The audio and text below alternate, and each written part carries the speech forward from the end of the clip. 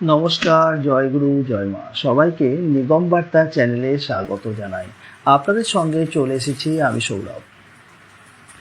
ঠাকুর মহারাজ ঠাকুর নিগমানন্দ সরস্বতী পরমহংসদেবের জীবনে বেশ কিছু অলৌকিক ঘটনার পরিচয় আমরা পাই। ঠাকুর মহারাজ অলৌকিক শক্তিধর এক মহাপুরুষ। তিনি বহু অসাধ্য সাধন তিনি করেছেন। তেমনি পাশাপাশি ঠাকুর মহারাজ একবার যে কোনো কাউকে দেখে তার জন্ম জন্মান্তরের অবস্থান সম্পর্কে যেমন বলতে পারতেন, তেমনই ঠাকুর মহারাজ যে কোনো কাউকে না দেখেই কে কেমন তাও তিনি বুঝে যেতে পারতেন। তেমনই কিছু অলৌকিক ক্ষমতা ঠাকুর মহারাজের মধ্যে ছিল। তাই ঠাকুর মহারাজের জীবনের এমনই কিছু ঘটনা অবলম্বনে আজকে নিগম বার্তা চ্যানেলে আপনাদের সামনে আমরা শ্রুতি নাটক পরিবেশন করতে চলেছি। যে শ্রুতি নাটক পরিবেশন করবেন শ্রী ভাস্কর চক্রবর্তী। ভাস্করদার কাছে আমরা যাব এবং সেই শ্রুতি নাটক শুনবো। তবে অনুষ্ঠানের শুরুতেই আমরা মৌসুমীদের কাছে ফিরিয়ে দেব।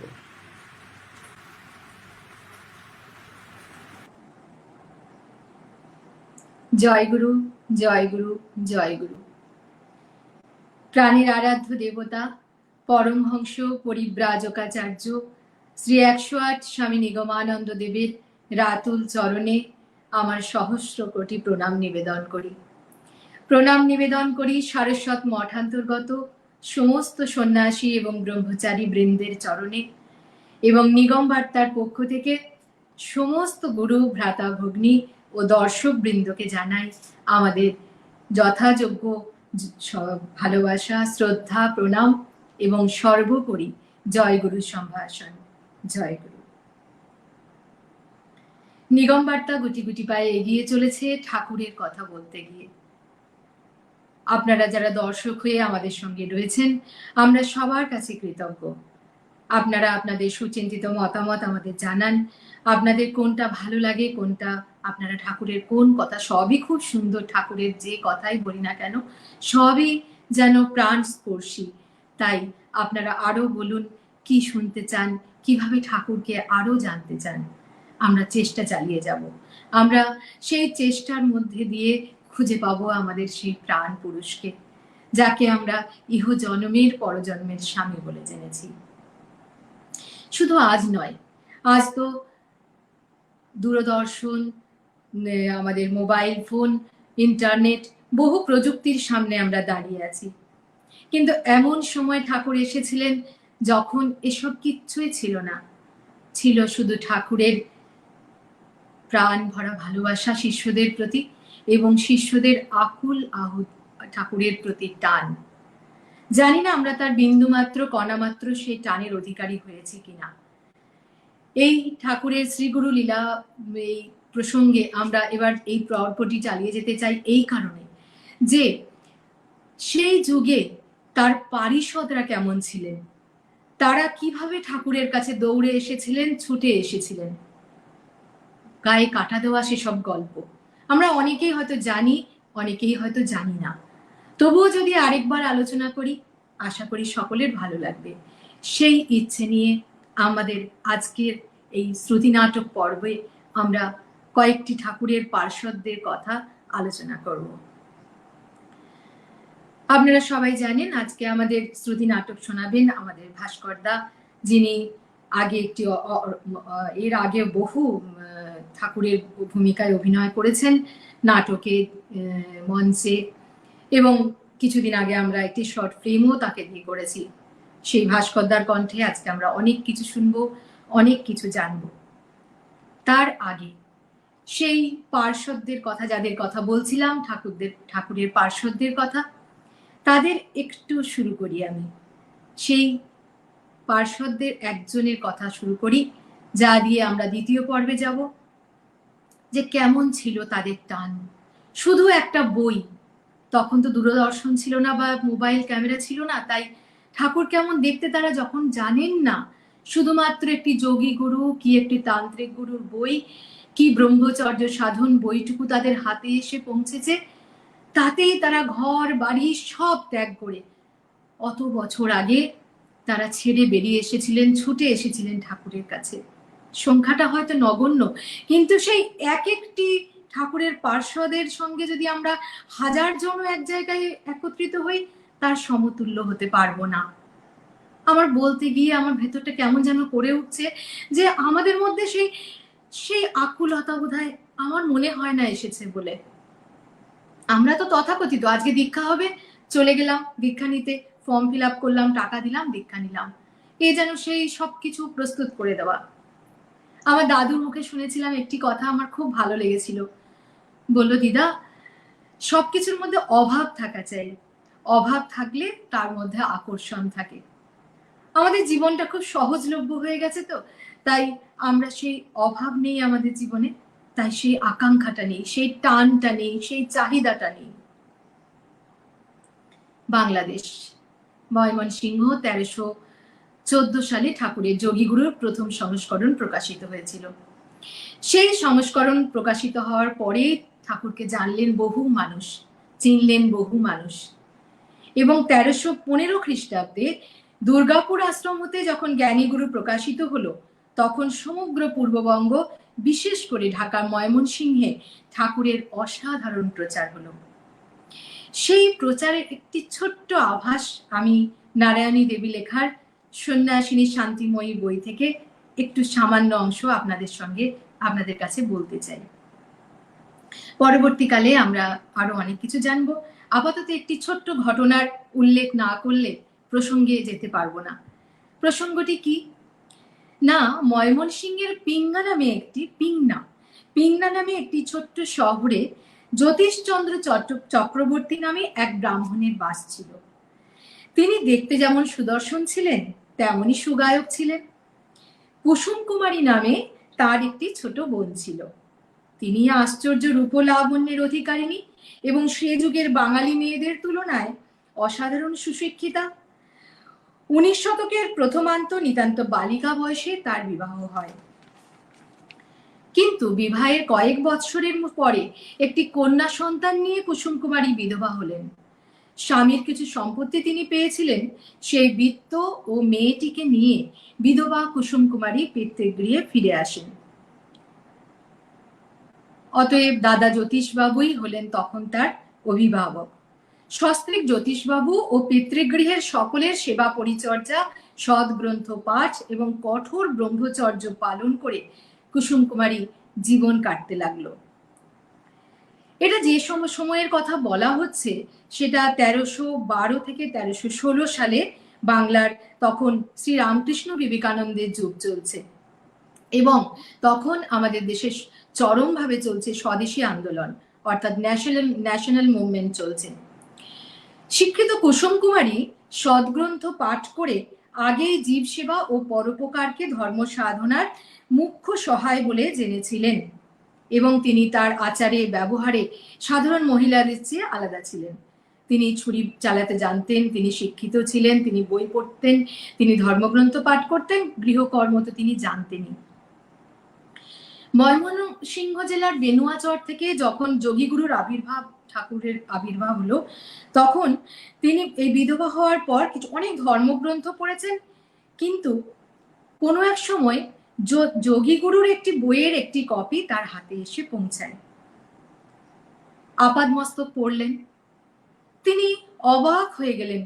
প্রতিটি লাইনে, প্রতিটি ছত্রে যেন অভিনবত্ব। বহু ধর্মগ্রন্থ তিনি কুসুম কুমারী পড়েছিলেন, কিন্তু ঠাকুরের লেখা এই যোগীগুরু গ্রন্থটি পড়ে তিনি চমৎকৃত হলেন। উৎসর্গ পত্র থেকে উপসংহার, প্রত্যেকটা জায়গায় অভিনবত্ব। ঠাকুর এক জায়গায় লিখছেন বইয়ে, আরো প্রার্থনা, যাহারা আমাকে আমার বলিয়া জানিয়াছে, তাহাদের লইয়া যেন চরমে আপনার চরম পদে লীন হইতে পারি। নিজ গুরুদেবকে জগৎগুরু জ্ঞানে এমন মধুর গম্ভীর প্রার্থনা কুসুম কুমারী এর আগে শোনেননি। আবার গ্রন্থের উপসংহারে লেখক মন্দ্রস্বরে সাবধান করছেন, আর্য শাস্ত্রের জটিল রহস্য উদ্ভেদ করিতে না পারিলে নিজ ক্ষুদ্র বুদ্ধির ত্রুটি ভুলিয়া তত্ত্বজ্ঞানী ঋষিগণের মহৎ বাক্য অগ্রাহ্য করিও না। অন্ধবিশ্বাস ভালো নহে, অনুসন্ধান করিয়া সাধন করিয়া শাস্ত্রবাক্যের সত্যতা উপলব্ধি করো। পিতা পিতামহ প্রপিতামহ অবিলম্বিত সনাতন হিন্দু ধর্মে বিশ্বাস স্থাপন করিয়া তদনুসারে সাধন ভজন করিয়া মানব জন্ম সার্থক ও পরমানন্দ উপভোগ করো। এমন উদার আহ্বান আর দেশপ্রেমের উদ্দাত্ত সুর কুসুম কুমারী কোনো ধর্মগ্রন্থে বুঝি শোনেননি। এরপর অনেক লম্বা ঘটনা, কোনো একদিন সময় পেলে শোনাবো কুসুম কুমারীর গল্প। কিন্তু যে প্রসঙ্গে আমি এটি অবতারণা করলাম সেই প্রসঙ্গে আসি, যে এই বইটুকু পড়ে এই বাণীগুলি তাকে এমন ভাবে উদ্বুদ্ধ করেছিল, তিনি ঘর ছেড়েছিলেন, সমাজ ছেড়েছিলেন, কুল ছেড়েছিলেন। কুসুম কুমারী নারী, অনেক বাধা তাকে অতিক্রম করতে হয়েছিল। কিন্তু নারায়ণী দেবীর নীলাচল কুটির গ্রন্থে আমরা আরো একজনের কথা পাই, যিনি এইভাবেই ঠাকুরের দুটি বই পড়ে, তন্ত্র সাধনা এবং ব্রহ্মচর্য সাধন, ঠাকুরের এই বই দুটি পড়ে গৃহত্যাগী হয়েছিলেন। কে ছিলেন তিনি, কি ঘটেছিল, শুনবো সে কথা নাটকের আকারে। এখানে একজনের কাছে আমার বলার শুরুতে কৃতজ্ঞতা প্রকাশ করতে হবে, তিনি শিলিগুড়ির কবিতা বণিক দিদি। আমরা তো বই সবাই পড়ি, গড়গড় করে একটু আগে আমিও বই পড়ছিলাম, কিন্তু সেই বইকে যদি নাটকের আকারে, সেই গল্পকে যদি নাট্যরূপ দেওয়া যায়, আশা করি সেটা আমাদের কাছে আরো গ্রহণযোগ্যতা লাভ করে। তাই কবিতা বণিক দিদি আমাদেরকে একটি ছোট্ট সুন্দর নাট্যরূপ দান দিয়েছেন ওই নারায়ণী দেবীর লেখা নীলাচলী ঠাকুর নিগমানন্দ গ্রন্থ থেকে। আপনারা অনেকেই হয়তো পড়েছেন, জানেন, তবু আরেকবার ভাস্করদার সুন্দর কণ্ঠ, সুন্দর পরিবেশনার গুণে আমি আশা করব আপনাদের আরো ভালো লাগবে। তাই শুরুতেই নিগম বার্তা, তার যার হাত ধরে সৃষ্টি, সেই নিগম বার্তার সৃষ্টিকর্তা তথা ভাস্করদাকে আমাদের নিগম বার্তার মঞ্চে আহ্বান জানাই। জয় গুরু। জয় গুরু। আমরা তোমার শুনে নেব কবিতা বণিক দিদির লেখা সেই গল্প নাট্যরূপ, যেটিতে আমরা একটা নতুন মানুষকে খুঁজে পাবো, যে গল্পের অবতারণা আমি শুরুতেই করে দিয়েছি, যে যিনি দুটি বই পড়ে গৃহত্যাগী হয়েছিলেন, ঠাকুরের কাছে এসেছিলেন। জয় গুরু। জয় গুরু। আমার মাথার উপরে ঠাকুর মহারাজ, তার শ্রীচরণ পাদপদ্মে আমার অনন্ত কোটি প্রণাম নিবেদন করছি। আমার কথা যদি না শোনা যায় একটুখানি আমাকে বলতে হবে। কথা শোনা যাচ্ছে তো পরিষ্কার? হ্যাঁ, শোনা। জয় গুরু। এবং আজকে নিগম বার্তা চ্যানেলে যারা লাইভে দেখছেন তাদের সকলকে আমার তরফ থেকে জয় গুরু সম্ভাষণ এবং সকলকে স্বাগত জানাচ্ছি নিগম বার্তায়। এবং আপনাদের সকলের সহযোগিতায় নিগম বার্তা 1 বছর অতিক্রান্ত করেছে। আমি শুরু করছি। নাটকটির নাম দিয়েছেন কবিতা বণিক মা, তোমার পতাকা যারে দাও তারে বহিবারে দাও শকতি। নাটককার কবিতা বণিক। চরিত্রে যেগুলো আমি পাঠ করব সবগুলোই আমি চরিত্রগুলো বলি। ঠাকুর মহারাজ, আত্মানন্দ মহারাজ, হরেন এবং অপরিচিত এক ভদ্রলোক। প্রত্যেকটা গলায় আমাকেই করতে হবে। আমি নাটক পাঠ আকারে করছি। ঠাকুর যদি আমাকে দিয়ে করান তাহলে আপনাদের নিশ্চয়ই ভালো লাগবে, নচেত নয়। ঠাকুর মহারাজকে স্মরণ করে আমি শুরু করছি। হরেন। হরেন কি? হরেন স্কুলের একটি ছাত্র। পাড়া প্রতিবেশীদের ছেলেদের নিয়ে জনসেবা করেন, সাধুসঙ্গ করেন। হঠাৎই ঠাকুর মহারাজের লেখা ব্রহ্মচর্য সাধন ও তান্ত্রিক গুরু এই বই দুটি পড়ে তার মন ঠাকুরের পায়ে যেন নিবেদিত হলো। হরেন জেনেছিল কাছেই 10 থেকে 12 মাইল দূরে ঠাকুরের একটি আশ্রম আছে, সেখানে এসে যোগাযোগ করবেন এবং সেই যোগাযোগ করার জন্য তিনি মনস্থির করলেন। ভাবলেন সারা জীবন ঠাকুরের সেবায় আশ্রমবাসী হয়েই কাটিয়ে দেবেন। একদিন জ্যোৎস্না রাতে বাড়িতে না জানিয়ে কুমিল্লা আশ্রমের উদ্দেশ্যে রওনা দিলেন হরেন। সারা রাত হেঁটে ভোর রাত্রে পৌঁছলেন কুমিল্লাতে। কুমিল্লা আশ্রম। এই আশ্রমের অধ্যক্ষ তখন আত্মানন্দ সরস্বতী মহারাজ। ভোর রাত, তখন উঠে আশ্রম প্রাঙ্গণ ঝাঁট দিচ্ছেন আত্মানন্দ সরস্বতী মহারাজ, আর মুখে জয়গুরু মহানাম নিশ্চয় করে। এমন সময় দেখেন গেটের বাইরে একটি অল্প বয়সী ছেলে দাঁড়িয়ে আছে। মহারাজ বললেন, কে কে ওখানে?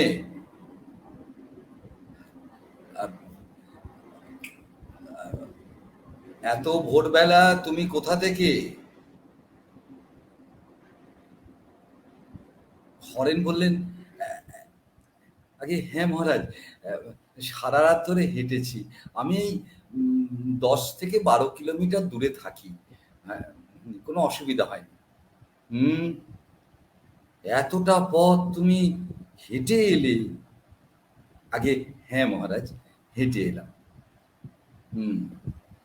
তা ওই পথে একটা নামকরা ভুতুড়ে গাছ আছে জানো তো? তো সেটা পার হলে কিভাবে? হরেন বললেন, সঠিক কোন গাছটা আমি না ঠিক চিনতে পারিনি। তাই বোধহয় একটা গাছের নিচে যখন যাচ্ছিলাম মনে হলো কি যেন এক ঝুড়ি ঢিল পাটকেল ঢেলে দিল, জানেন। তুমি ভয় পাওনি? না না, একদমই না, একদমই ভয় পাইনি। আসলে কি বলুন তো, আমার তখন তো একটাই চিন্তা, ঠাকুরের কাছে পৌঁছনো। তাই কোনো ভয়ই আমাকে ভয় দেখাতে পারেনি। আমি তো ঠাকুরের সাথে দেখা করব বলে এত দূর থেকে ছুটে এসেছি। আত্মানন্দ মহারাজ বললেন, বাহ বাহ বাহ বাহ, বেশ সুন্দর কথা বললে তো বাবা। ঠাকুর মহারাজ আমার স্বয়ং ভূতনাথ, তোমার স্মরণে মননে তিনি ছিলেন।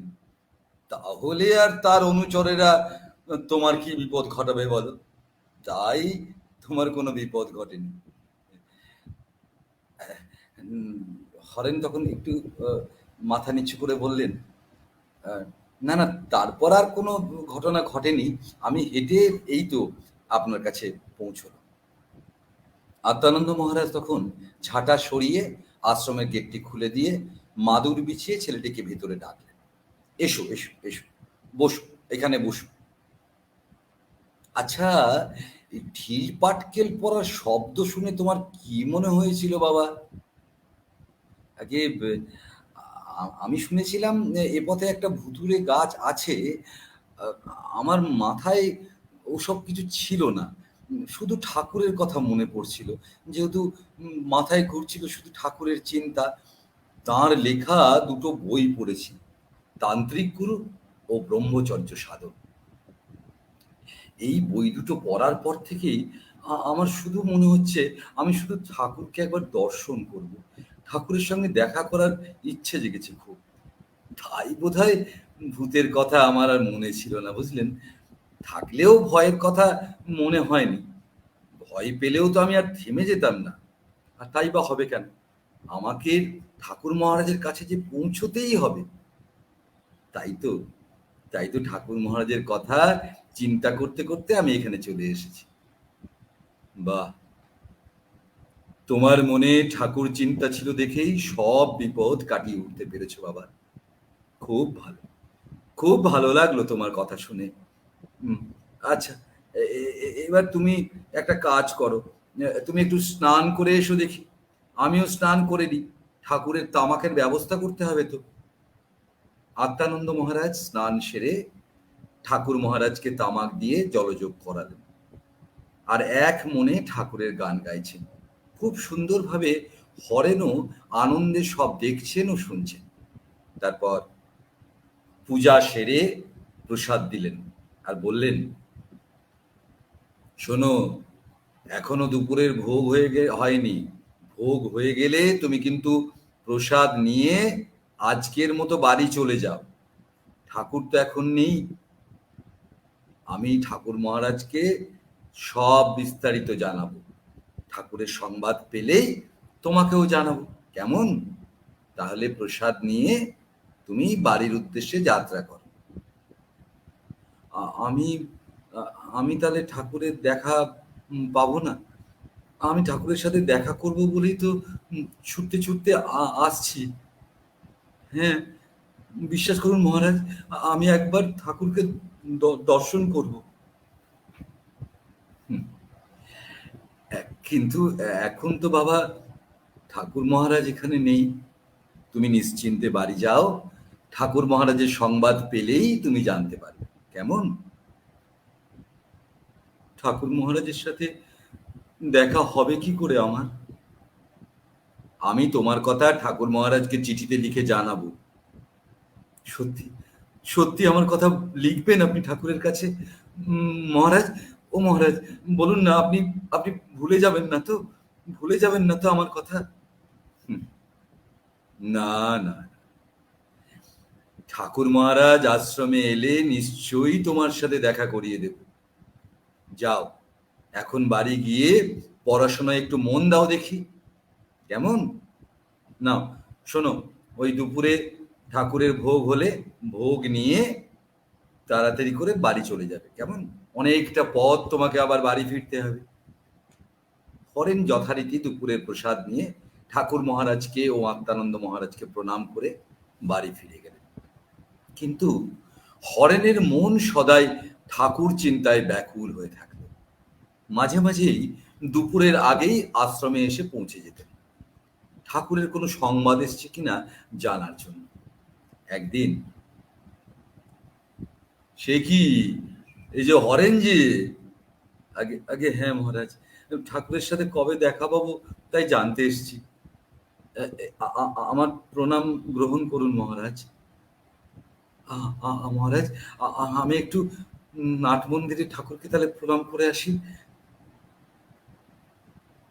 ঠাকুর, ঠাকুর, আমার প্রণাম নাও ঠাকুর, আমার প্রণাম নাও। ও ঠাকুর, আমি কবে তোমার দর্শন পাব? আমার ইচ্ছা যে প্রবল, একবার তোমার দর্শন করার। ঠাকুর, তুমি কি আমাকে দর্শন দেবে না? আমি যে বড্ড ব্যাকুল হয়েছি ঠাকুর তোমার দর্শনের জন্য।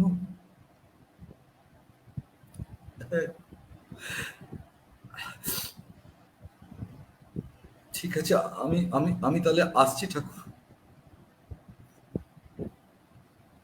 মহারাজ, মহারাজ, বলছিলাম যে আপনি আমার কথা ঠাকুরকে জানিয়েছেন?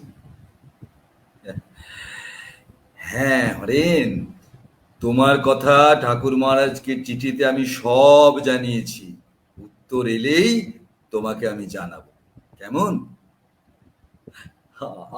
আমার খুব আনন্দ হচ্ছে জানেন, খুব খুব খুব আনন্দ হচ্ছে মহারাজ, খুব আনন্দ হচ্ছে মহারাজ। মহারাজ, আপনি সত্যি জানিয়েছেন তো? না, ঠাকুরের প্রসাদ না। হুম, এই নাও। হুম, ঠাকুরের প্রসাদ নাও। প্রসাদ নিয়ে আনন্দ করে বাড়ি চল, ঠিক আছে? আচ্ছা, ঠিক ঠিক আছে মহারাজ, আমি তাহলে আসি। আমি আমি কিন্তু আবার এসে আবার খোঁজ নেব, হ্যাঁ? কয়েকদিন পর হরেন আবার এলেন আশ্রমে। মহারাজ, আসবো? আমার প্রণাম নিন মহারাজ। হরেন, এসেছো, খুবই সৌভাগ্য তোমার। জানো, জানো তো খবর এসেছে। কি কি কি কি খবর মহারাজ? কি কি খবর? হুম, বসো বসো, তারপরে তো বলি। না, এখানে এখানে বসো বসো। হ্যাঁ, ঠাকুর মহারাজ এখন কিন্তু আশ্রমে আসবেন না, বুঝলে? এবার কিন্তু ওই আখাউড়া স্টেশন আছে, এর ওপর দিয়ে ঠাকুর মহারাজ যাবেন জানিয়েছেন। তাই আমরা স্টেশনে গিয়ে দেখা করব ঠাকুর মহারাজের সাথে, কেমন? তাই, তাই মহারাজ, কবে? ওই দিন আমি তাহলে সকাল সকাল একদম তাড়াতাড়ি চলে আসবো আশ্রমে, কেমন? হুম, আসতেই হবে। বেশ, নাও তুমি এখন নিশ্চিন্তে যাও। তোমার ভালো খবর তোমাকে আমি দিলাম। তাহলে নির্দিষ্ট দিনে নির্দিষ্ট সময়ে তুমি উপস্থিত হবে, ঠিক আছে? এসো, প্রণাম নিন। আমি আসছি। নির্ধারিত দিনে আশ্রমে হাজির হলেন আবার হরেন। বেশ কিছুটা সময় হাতে নিয়ে আত্মানন্দ ও হরেন ঠাকুর দর্শনের উদ্দেশ্যে স্টেশনের দিকে রওনা হলেন। স্টেশনে গিয়ে দেখেন লোকে লোকারণ্য। অনেক লোক অপেক্ষা করছেন ঠাকুর মহারাজের জন্য। সবার হাতে কিছু না কিছু ভোগের জিনিস, ফলমূলই বেশি। হরেন একটু ইতস্তত করে ভাবে মনে মনে, আমি সবাই সবাই তো কত কিছু নিয়ে এসেছে ঠাকুরের জন্য, আমি তো কিছু আনলাম না আমার ঠাকুরের জন্য। আমার হাত খালি। হরেনের এই মনোভাব দেখে আত্মানন্দ মহারাজ বুঝতে পারলেন। তারপর আত্মানন্দ মহারাজ কোথা থেকে একটা আনারস এনে হরেনকে বললেন, হরেন, হরেন, এই না, এইটা তোমার জন্য আমি এনেছি। এই আনারসটা তুমি ঠাকুর মহারাজকে প্রণাম করে দেবে, কেমন? ইতিমধ্যে ট্রেন এসে গেল। ভিড় করে সবাই প্রবীণ বিশিষ্ট লোকেরা উঠেছেন। হরেনের আর সাহস কুলোচ্ছে না। ঠাকুরের এক ঝলক দর্শন হলো বটে, কি অপরূপ কান্তি ঠাকুরের! ঠাকুরই যেন, মনে হলো ঠাকুরের রূপ দেখে হরেন কেমন আপ্লুত হয়ে পড়ল। কিন্তু ভিড়ের মধ্যে হরেন ভাবতে লাগলো, আমি বোধহয় ঠাকুরের চোখে আর পড়লাম না। হরেন শুধু ভাবছেন, ঠাকুর কি আমাকে চিনতে পারবেন? ঠাকুর ঠাকুর কি আমাকে তার কাছে ডাকবেন? কি জানি, এর মধ্যেই তো ট্রেন ছেড়ে দেবে। যদি ঠাকুর আমাকে না ডাকেন, আমার কি আর তাহলে ঠাকুরের কাছে যাওয়া হবে না? শুধুই ভাবছেন। এই ভাবনার মধ্যেই ঠাকুর মহারাজ হঠাৎ বলে উঠলেন, আত্মানন্দ, আত্মানন্দ, তুমি যে ছেলেটির কথা লিখেছিলে সে আসেনি? আগে আগে হ্যাঁ, এসেছে তো ঠাকুর। এই যে এদিকে এসো, এদিকে এসো। হরেন, তুমি এদিকে এদিকে একটু সরো সরো সরো। ওকে আসতে দাও, ওকে আসতে দাও ঠাকুরের কাছে। এই এই এই এই যে এই হলো ঠাকুর হরেন। হরেন তাড়াতাড়ি আনারসটি ঠাকুরের পায়ের কাছে রেখে প্রণাম করলেন। খুব আনন্দ হচ্ছে হরেনের, এই ভেবে যে এত লোকের মাঝে ও ঠাকুর তাকে মনে করালেন।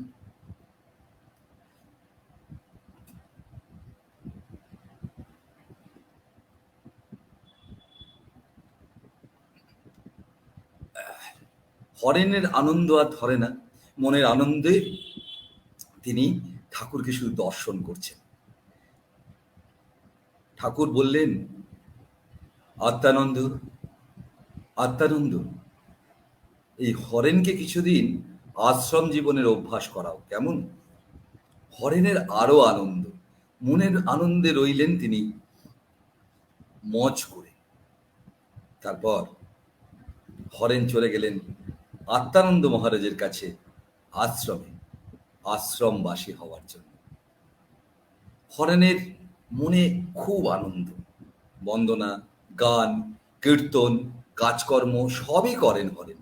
আশ্রমের নিয়ম যেমন ঠিক তেমনটি। কিছুদিন পরেই হরেনকে পুরীর নীলাচল কুটিরে ডেকে পাঠালেন ঠাকুর মহারাজ। হুম ঠাকুর চিঠিতে লিখলেন, আত্মানন্দ, হরেনকে তুমি আমার কাছে পাঠিয়ে দিও। কেমন? পিয়ন এসেছে চিঠি নিয়ে। আত্মানন্দ মহারাজ পিয়নের কাছ থেকে চিঠি নিলেন। চিঠি খুলে পড়ে তো অবাক। হরেন, হরেন, এদিকে এসো, এদিকে এসো, শিগগিরই এসো। আগে বলুন, বলুন মহারাজ। দেখো দেখো দেখো, ঠাকুর ঠাকুর মহারাজ পত্রে কি লিখেছে, তোমাকে পুরীতে নীলাচল কুটিরে যেতে বলেছেন। হরেন আনন্দে দৌড়ে চলে গেলেন নাট মন্দিরে, গিয়ে সাষ্টাঙ্গে ঠাকুর মহারাজকে প্রণাম জানালেন। ঠাকুর, ঠাকুর, তুমি তো অন্তর্যামী, তুমি তুমি জানো আমাদের আমাদের যে ব্যাকুলতা, সেই ব্যাকুলতা যদি থাকে তাহলে তুমি অবশ্যই তুমি সাড়া দাও ঠাকুর। আমি ধন্য আজ ঠাকুর, আমি ধন্য, আমি ধন্য ঠাকুর, আমি ধন্য। হরেন নীলাচল কুটিরে পৌঁছল। ঠাকুর মহারাজ পুরী নীলাচল কুটিরে হরেনকে তাঁর প্রধান সেবক হিসাবে নিযুক্ত রেখেছিলেন। কিছুদিন পর তার ব্রহ্মচর্য দীক্ষা হল। ঠাকুর বললেন, আজ থেকে তুমি হলে ঠাকুর দাস ব্রহ্মচারী। আজ তোমার দীক্ষা হলো, নাও আমাকে প্রণাম করো। এই ঠাকুরদাস ব্রহ্মচারী বা হরেন নীলাচল কুটিরে থাকাকালীন একটি আশ্চর্য ঘটনা ঘটেছিল। এই ঘটনায় ঠাকুরের অন্তর্যামিত্ব শক্তি দেখে আর নিজের স্বল্প বুদ্ধির পরিচয় পেয়ে তারপর থেকে খুব ভালোভাবে মানুষ যাচাই করে নিয়েই তবে ঠাকুরের কাছে পাঠাতেন। প্রয়োজনে রূঢ় ব্যবহার করতেন দর্শনার্থীদের সাথে। একদিন একদিন সকাল নীলাচল কুটিরের দরজায় টোকা পড়ল। টক টক, টক টক। কে?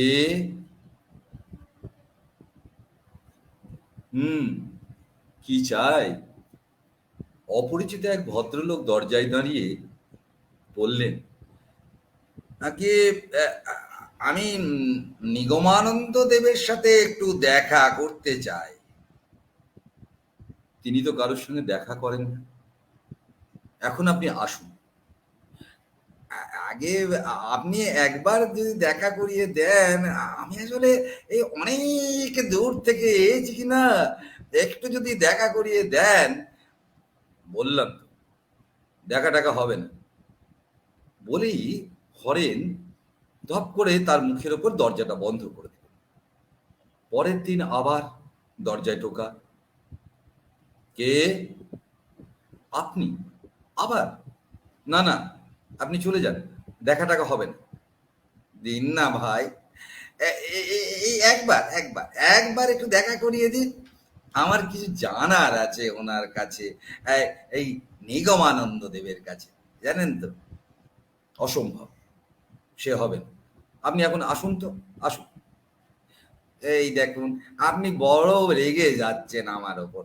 কত লোকই তো আসে, হ্যাঁ, কত লোকই আসে, এসে আমাকে একটু দেখা করে। তা আমার বেলায় এরকমটা কেন? হ্যাঁ, এই আমাকে একটু দেখা করিয়ে দিন না।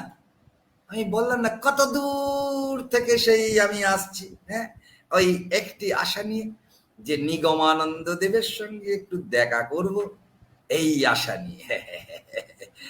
একটিবার দিন না, একটিবার দেখা করিয়ে দিন না ভাই। ঠিক আছে ঠিক আছে, অন্যদিন দেখা যাবে। এখন আপনি আসুন তো। ঠাকুর মহারাজকে সন্ধ্যার সময় হরেন গা হাত পা টিপে দিতেন। সেদিনও সন্ধ্যায় গা হাত পা টিপে দিতে দিতে বলছেন, ঠাকুর, ও ঠাকুর, বলছিলাম একটা কথা ছিল। বলো। একটি লোক না কদিন ধরেই ঘোরাঘুরি করছে, মানে আপনার দেখা পাওয়ার জন্য। ঠাকুর খুব গম্ভীরভাবে বললেন, না, ওসব হবে টবে না।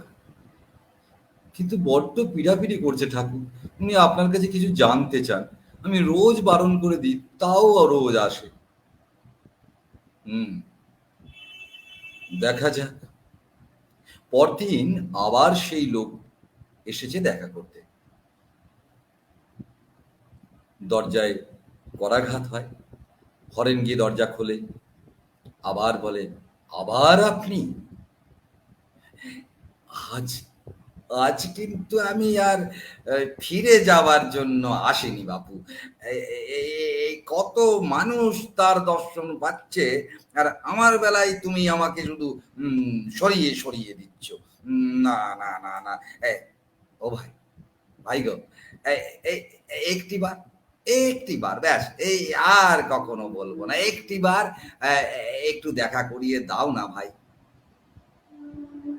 হরেন কিছুক্ষণ চুপ করে থেকে বলল, আচ্ছা আপনি একটু বসুন, আমি আসছি। হরেন ছুটতে ছুটতে ঠাকুরের কাছে গিয়ে বলল, ও ও ঠাকুর, ঠাকুর, সেই সেই লোকটি আবার এসছে জানো। ঠাকুর তাকালেন না হরেনের দিকে, গম্ভীরভাবে বললেন, ওকে বলে দে বিকেলে আসতে। হরেন খুব খুশি হয়ে বললেন, এই যে দাদা, শুনুন শুনুন, ঠাকুর বলেছেন আপনি বিকেলে আসলে দেখা পাবেন। ঠিক আছে, আসুন এখন, বিকেলবেলা আসবেন। হ্যাঁ, তাই? এই বলেছেন বিকেলে দেখা হবে? বেশ বেশ বেশ বেশ বেশ। এই এই তাহলে আমি এখন যাই। আমি নয় ওই বিকেলের দিকেই নয় আসবো খন। হ্যাঁ, পেন নাও, পেন নাও, পেন নাও, আসি। হ্যাঁ, হ্যাঁ। বিকেলবেলা যথারীতি সেই ভদ্রলোক এলেন। হরেন বললেন, ও আপনি? আচ্ছা একটু বসুন, আমি আসছি। ভেতরে গিয়ে বললেন, ঠাকুর, ঠাকুর আমার প্রণাম না, সেই ভদ্রলোক এসছেন দেখা করতে, তুমি যে বলেছিলে। হুম, শোনো, ওকে বলে দাও আর দেখা টাকা হবে না। কিন্তু ঠাকুর, আমার আমার অপরাধ নেবেন না। আম, আপনি বলেছিলেন আজ বিকেলে ওকে আসতে। আমি যা বললাম তুমি শুনতে পেয়েছো। যাও, যাও, ওকে গিয়ে বলিয়ে দাও। কি হলো, দাঁড়িয়ে রইলে কেন? বলো গিয়ে ওকে চলে যেতে। হরেন একটু সংকোচ ভরা মন নিয়ে সেই ভদ্রলোকের কাছে পৌঁছলেন। আহ, বলছিলাম যে আহ, উম, আ- আপনি কিছু মনে করবেন না। ঠাকুর বললেন যে উনি আপনার সঙ্গে দেখা করতে চাইছেন না। আমি অনেক, হরেনের কথা শেষ হতে না হতেই বেশ তেলে বুগলে জ্বলে উঠলেন এবং রেগে গিয়ে বললেন, "আজ কি পেয়েছো কি বলো তো তোমরা? হ্যাঁ, কি পেয়েছো তুমি? আজ কতদিন ধরে সকালে একবার, বিকেলে একবার, সকালে একবার, বিকেলে একবার, বারবার করে আসছি, আর এখন বলছো দেখা হবে না। আজ সকালেই বললে যে বিকেল বেলা বলেছেন ঠাকুর দেখা করবেন। কি ভেবেছো? হ্যাঁ, কি ভেবেছো তুমি? হ্যাঁ, আশ্চর্য লোক দেখি। তোমাদের কথার কোনো দাম নেই কো। আচ্ছা আপনি এত রেগে যাচ্ছেন কেন বলুন তো? শুনুন, এই মহাপুরুষদের দেখা পাওয়া না এত সহজে হয় না। আমি তো আগেই বলেছিলাম, ঠাকুর সবার সঙ্গে দেখা করেন না। আপনি বারবার করে আসছেন, তাই আমি বলতে গেলাম ঠাকুরকে। আপনার আপনারা বড্ড অসভ্য, অসভ্য মানুষ। হ্যাঁ, এই মানে ইতর ইতর মিথ্যাবাদী। হ্যাঁ, রোজ রোজ আমাকে ভাওতা দেয়া। হ্যাঁ, আমি কত দূর থেকে আসছি। হ্যাঁ, কি কি কি কি হচ্ছে এগুলো? যখন খুব উত্তেজিত হয়ে যায় ভদ্রলোক, হরেন এবার রেগে যায়, তবে রে আবার ইতর গালি দেওয়া হচ্ছে আমার ঠাকুরকে, তুমি কিসের ছাই, কিসের তত্ত্ব অনুসন্ধান করতে এসছো, তুমি তুমি একটি ধূর্ত ছিদ্রান্বেষী। ঠাকুর আমাকে বলেছে, তুমি তুমি এখানে সাধু যাচাই করতে এসেছিলে না হারামজাদা, যাও যাও, এক্ষুনি বেরিয়ে যাও, আবার যদি কোনোদিন তোমাকে এখানে দেখি।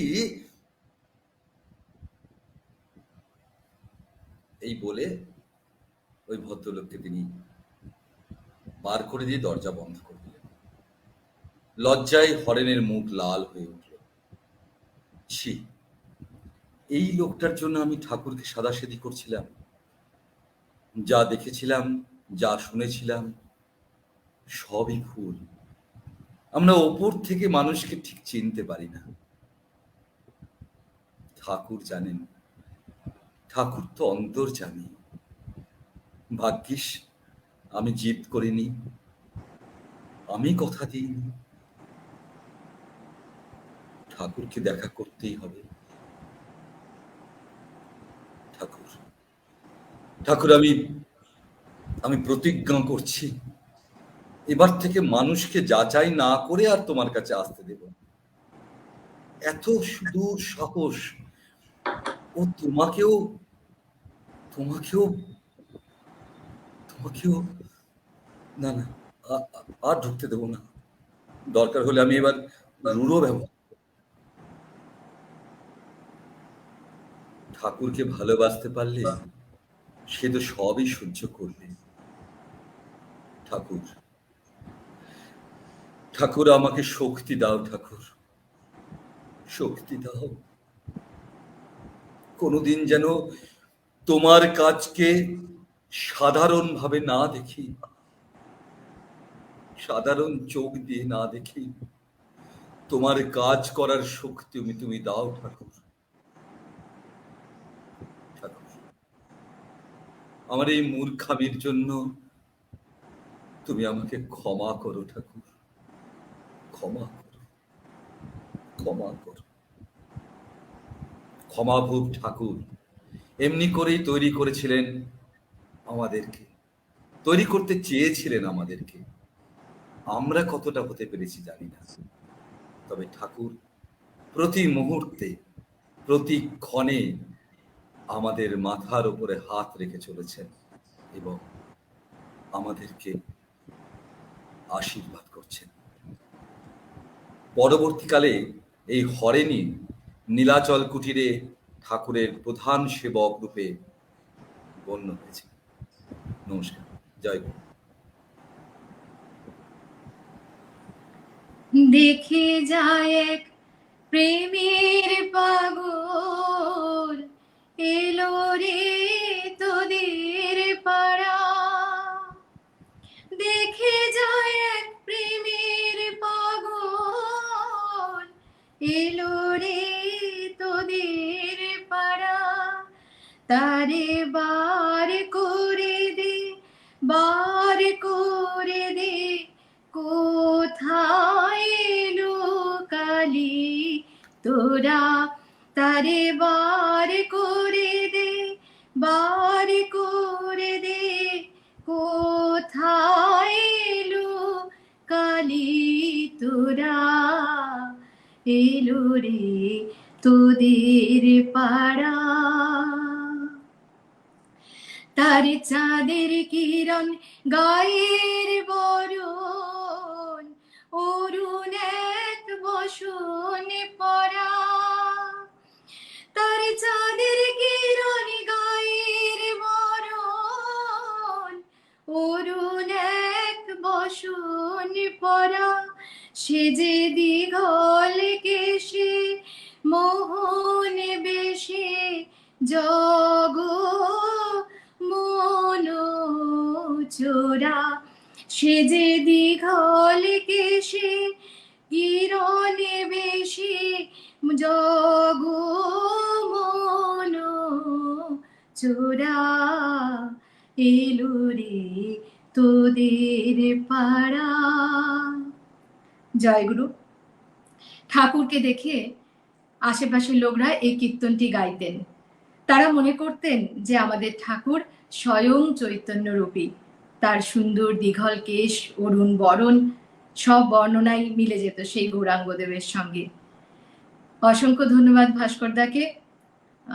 পরবর্তীকালে আমরা আবার আসছি, ঠাকুরের এরকম আরো একটি লীলা শুনবো।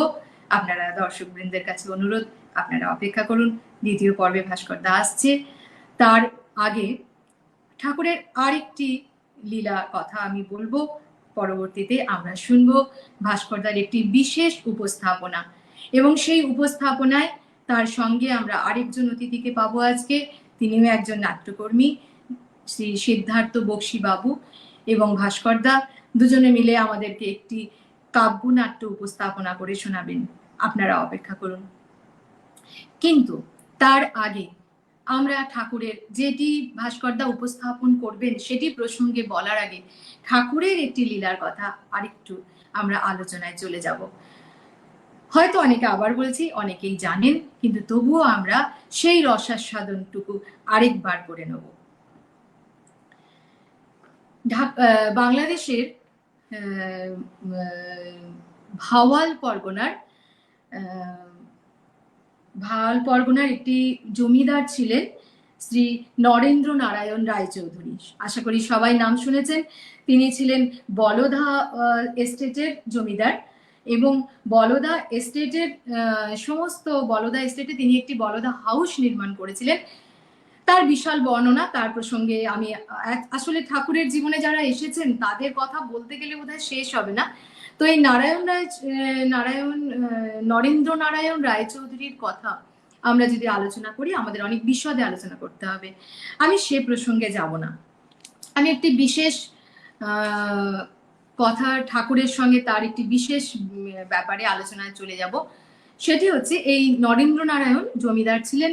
তিনি অত্যন্ত রাশভারী এবং ভীষণ দাম্ভিক প্রকৃতির একজন জমিদার ছিলেন, এবং মানে সকলে এক ডাকে তখন তাকে চিনতেন। আপনারা অনেকেই জানেন তার পরিচয়। এবং এই যে তার যে বাসভবনে তিনি ঠাকুরকে দীর্ঘদিন রেখেছিলেন, ঠাকুরের কাছে দীক্ষা নিয়েছিলেন, এবং এই দীক্ষা নেওয়াটাও একটা বিশাল ব্যাপার। সেই আবার একই ঘটনায় ফিরে আসতে হয় যে ঠাকুরের এক সাধারণ শিষ্য একটি বই পড়ছিলেন, তিনি তার এস্টেটে কাজ করতেন, এবং এই নরেন্দ্র নারায়ণ দোর্দণ্ড প্রতাপ যে জমিদার, তিনি সেই একইভাবে আকৃষ্ট হয়েছিলেন। আজকে আমি অবাক হয়ে যাচ্ছি, মানে আমি বা ভাস্করদা কেউ গল্পগুলোকে বেঁধে আসিনি, অথচ দেখা যাচ্ছে যে ঠাকুরের সেই বই লেখাকে কেন্দ্র করেই কিন্তু ঠাকুরের পার্ষদরা তার কাছে ছুটে এসেছিলেন। তো এক্ষেত্রেও তাই, নরেন্দ্র নারায়ণও ঠাকুরের যোগীগুরু পড়ে অত্যন্ত ভাবে ঠাকুরের প্রতি আকৃষ্ট হয়েছিলেন।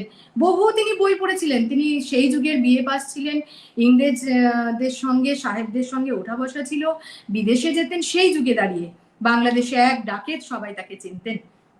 তো ভাওয়াল পরগনার এই বলদা এস্টেটে তিনি একটি বলদা হাউস বানিয়েছিলেন।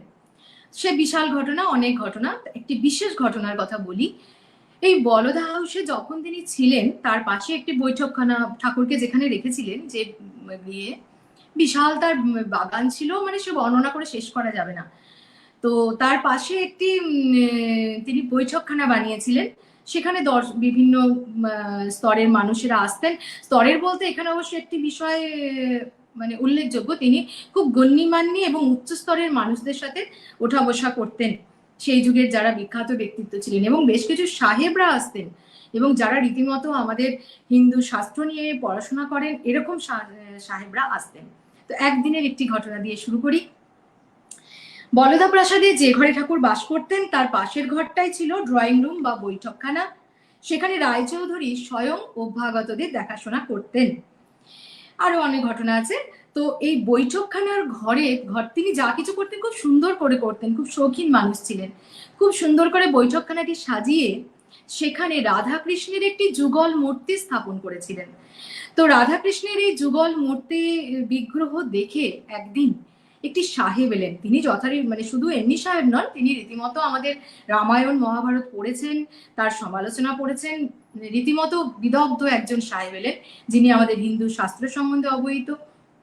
তিনি এই ঘরে ঢুকে হঠাৎ ওই রাধাকৃষ্ণের যুগল মূর্তি দেখে খুব বিরক্ত হলেন এবং ভ্রুকুটি করলেন। সাহেব কি বললেন, একই ছবি রেখেছেন ঘরে, এই ছবি অশালীন অভদ্র রুচির পরিচায়ক নয় কি? আপনাদের মতো শিক্ষিত ব্যক্তির এরকম ছবি রাখতে লজ্জা করে না? নরেন বাবুর মুখ রাগে লাল হয়ে ওঠে। তিনি সপ্রতিশন্ন প্রশ্ন করলেন, কেন লজ্জা করবে বলুন তো?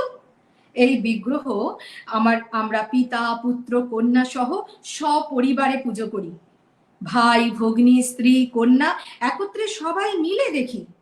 এর মধ্যে অশালীন অভদ্রতার কি দেখলেন? শ্রীকৃষ্ণ পূর্ণ ব্রহ্ম অবতার, ভারতবাসীর কাছে তিনি স্বয়ং ভগবান। আর যায় কোথায়? সাহেব রুষ্টস্বরে বললেন, কি শ্রীকৃষ্ণ শ্রেষ্ঠ অবতার, আপনাদের ভগবান? একটা চরিত্রহীন লম্পট চোর মিথ্যাবাদী ভীরু কাপুরুষ কপট স্বভাব বদমাইশকে বলছেন ভগবান? ফর সেম নরেন বাবু, বলতেও যে আপনার লজ্জা পাওয়া উচিত। শ্রী শ্রী ঠাকুর পাশের ঘরে আপন মনে তামাক টানছিলেন। সাহেব ও নরেন বাবুর ক্রুদ্ধ বাদানুবাদ তার কানে আসছিল। বারবার শ্রীকৃষ্ণের নাম শুনে একটু মনোযোগ দিতেই বিষয়টা বুঝতে তার আর বাকি থাকলো না। সেই চির পরিচিত সমালোচনা, যে বিবাদের সদুত্তর দিতে গিয়ে সাহিত্য সম্রাট বঙ্কিম বাবু তার কৃষ্ণ চরিত্রে প্রাণপণে স্বয়ং ভগবানকে ভদ্রলোক সাজাতে চেষ্টা করেছিলেন। যাক সে কথা, নরেন্দ্র নারায়ণ আজ কি করে দেখা যাক। নরেন্দ্রবাবু নিজে কৃষ্ণ তত্ত্ব নিয়ে কেবল পড়াশোনা করেননি। আরেকটা কথা বলে দিই, নরেন বাবুর ইষ্ট ছিলেন কৃষ্ণ। যেহেতু তিনি কৃষ্ণ অনুরক্ত ছিলেন, ঠাকুর তাকে কৃষ্ণ জ্ঞানেই দীক্ষা দিয়েছিলেন। আমরা কিছুদিন আগে বোধহয় আমি আর শ্যামলবাবু এটি নিয়ে আলোচনা করছিলাম যে আগেকার দিনে দীক্ষা দেওয়া হতো ঠাকুর যাকে ঠিক মনে করতেন, যে মন্ত্রে মানে উপযুক্ত মনে করতেন, সেই মন্ত্রে দীক্ষা দিতেন। তো এই নরেন বাবুকেও তিনি, নরেন্দ্র নারায়ণ রায়চৌধুরীকেও তিনি কৃষ্ণ মন্ত্রে দীক্ষা দিয়েছিলেন। কৃষ্ণ মন্ত্রে তিনি শুধু কৃষ্ণ তত্ত্ব নিয়ে তিনি শুধু পড়াশোনা করেননি, শ্রী শ্রী ঠাকুরকে প্রশ্ন করে বহু অমীমাংসিত রহস্যের মর্মার্থও তিনি শুনেছিলেন। সাহেবের আক্রমণে তীক্ষ্ণদী নরেন বাবু তাই এবার নিজে আর বেশি কিছু না বলে তার উপদেশটাকেই এসে ধরলেন। পরমহংসদেব তখন ভাগ্যক্রমে এখানেই যখন আছেন, তখন এক ঢিলে দুই পাখি মারাই সুযুক্তি। সাহেবকে মুখের মতো জবাবও দেওয়া হবে, আবার গুরুর জ্ঞানবত্তাও আরেকবার যাচাই করে নেওয়া যাবে। নরেনবাবু মানুষটি এরকমই ছিলেন, তিনি সবকিছু খুব খুঁটিয়ে বিচার করে দেখতেন। যাই হোক, সে কথায় আমরা পরে আসবো। রায়চৌধুরী তখনই এসে শ্রী শ্রী ঠাকুরের ঠাকুরকে সাহেব যে কটূক্তিগুলি করেছিলেন সেগুলি শুনিয়ে অনুরোধ করলেন, আপনি ওকে জব্দ করবেন, চলুন। মুখের উপর এমন করে আমার ইষ্ট নিন্দা করছে ওই ম্লেচ্ছ। শ্রী শ্রী ঠাকুর তৎক্ষণাৎ খরম পায়ে দিতে দিতে বললেন, তুমি যাও, আমি আসছি। বৈঠকখানের মুখোমুখি দুখানা চেয়ার রেখে নরেনবাবু সাহেবকে জানালেন, আমার গুরুদেব আসছেন, তিনি আপনাকে কৃষ্ণ তত্ত্ব বুঝিয়ে দেবেন। আমি দোভাষীর কাজ করব।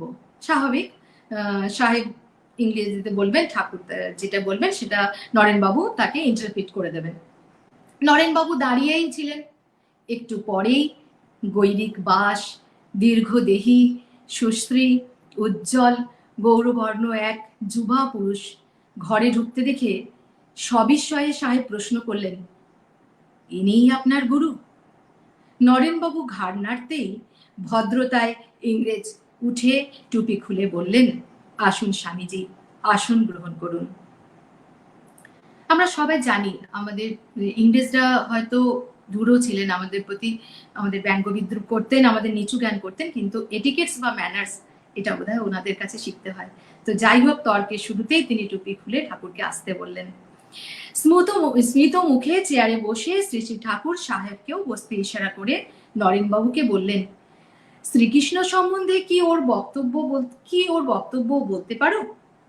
সাহেব তার কথাগুলির পুনরুক্তি করতেই শ্রী শ্রী ঠাকুর নরেনবাবুর মাধ্যমে জানতে চান, তুমি কোথায় পেয়েছ যে শ্রীকৃষ্ণ লম্পট, মিথ্যাবাদী, কাপুরুষ ইত্যাদি? সাহেব উত্তর করেন, কেন, মহাভারতেই পেয়েছি। আপনাদের মহাভারত আমি খুব ভালো করে পড়েছি বলেই শ্রীকৃষ্ণ সম্বন্ধে ওইসব ধারণা আমার রয়েছে। কৌশলে সত্যভঙ্গ তো সে বারবারই করেছে। তাছাড়া শিশুপাল, দুর্যোধন প্রভৃতি যে তাকে ওইসব বলে নিন্দা করেছে তা কি মিথ্যা নয়? শ্রীকৃষ্ণ একটা অভিযোগও খণ্ডন করতে পারেননি, কেবল নিন্দাকারীদের হত্যা করেছে, তাই নয় কি? উত্তেজিত ইংরেজ পুঙ্গবের রোষারক্ত মুখের দিকে চেয়ে স্মিত মুখে তরুণ পরমহংস তাকে বললেন, তাহলে মহাভারত তুমি গভীর মনোযোগ দিয়েই পড়েছ, তাই না? হ্যাঁ, নিশ্চয়ই, সাহেব সজোরে জবাব দেন। এবার আমি যা বলবো তা কি তুমি শুনতে প্রস্তুত আছো? না, তোমার সিদ্ধান্তে তুমি অভ্রান্ত বলেই তোমার দৃঢ় ধারণা। এই প্রশ্নটার মধ্যে পাশ্চাত্য দেশবাসীর একরক্ষা জিদ এবং পণ্ডিত মন্যতার প্রতি ঠাকুরের একটা কটাক্ষ আছে। চতুর নরেন্দ্র নারায়ণ তৎক্ষণাৎ তা বুঝে নিয়ে ইংরেজিতে তার যা তর্জমা করলেন তাতে সাহেবেরও সেটা ধরতে দেরি হলো না। একটু ঠান্ডা হয়ে গলাটা খানিক নামিয়ে সাহেব বললেন, স্বামীজি, আপনি কি বলবেন বলুন, আমি সাগ্রহে তা শুনব। ঠাকুর মহারাজ অতঃপর সাহেবকে প্রশ্ন করেছিলেন, ভীষ্ম, যুধিষ্ঠির, বিদুর ও অর্জুনকে তার কিরকম লেগেছে? উত্তরে সাহেব প্রত্যেকেরই উচ্ছ্বসিত প্রশংসা করে ভীষ্মকে বিশেষ করে জিতেন্দ্রীয় বীর পুরুষ ও সত্য প্রতিজ্ঞ এবং যুধিষ্ঠিরকে সত্যবাদী, সরল, ধর্মভীরু, ন্যায়নিষ্ঠ, বিদুরকে নির্ভীক ও সত্যাশ্রয়ী ও অকপট ও অর্জুনকে মহাবীর, ধর্মশীল, অদ্ভুত কর্মা ও তেজস্বী পুরুষ বলে মান দিলেন। মানে সাহেব বললেন এরা প্রত্যেকে অসম্ভব সত্যনিষ্ঠ, অসম্ভব বিদুর, যুধিষ্ঠির, ভীষ্ম প্রত্যেকেই, অর্জুন প্রত্যেকেই একটি বিশেষ বিশেষ চরিত্রের অধিকারী। এমন কথাও বললেন যে ভারতীয়দের বরং ভীষ্মকেই অবতার বলা উচিত। ওই চরিত্রটি কৃষ্ণ চরিত্রের চেয়ে বহু গুণে উৎকৃষ্ট। সাহেবের সিদ্ধান্ত শুনে শ্রী নিগমানন্দদেব প্রসন্ন মুখে বলেছিলেন, বুঝলাম, সত্যই তুমি মহাভারত খুব ভালো করে পড়েছ। আচ্ছা, তুমি মানুষের এই মনস্তত্ত্ব নিশ্চয়ই জানো যে সমশ্রেণীর সঙ্গেই তার বন্ধুত্ব বা আত্মীয়তা হয়। সবাই খুব মন দিয়ে শুনবেন এই লাইনটি, মানে গায়ে কাঁটা দেবে যে কি বুদ্ধিমত্তার সঙ্গে ঠাকুর আমাদেরকেও চোখটা খুলে দিলেন। কি বললেন? যে সমশ্রেণীর এবং সম ভালো লাগার মানুষদের সঙ্গেই বন্ধুত্ব হয়। চোরের সঙ্গে চোরেরই বন্ধুত্ব হয়। সাধু এবং চোর কি পরস্পরের প্রতি আকৃষ্ট হতে পারে? নরেন্দ্র নারায়ণ এবার বুঝতে পারলেন তার উপদেশটা অপূর্ব কৌশলে সাহেবকে এবার তর্কে পরাস্ত করবেন। আনন্দ গৌরবে তার মুখ উজ্জ্বল হয়ে ওঠে। সাহেব কিন্তু তখনও কিছু ধরতে পারেননি।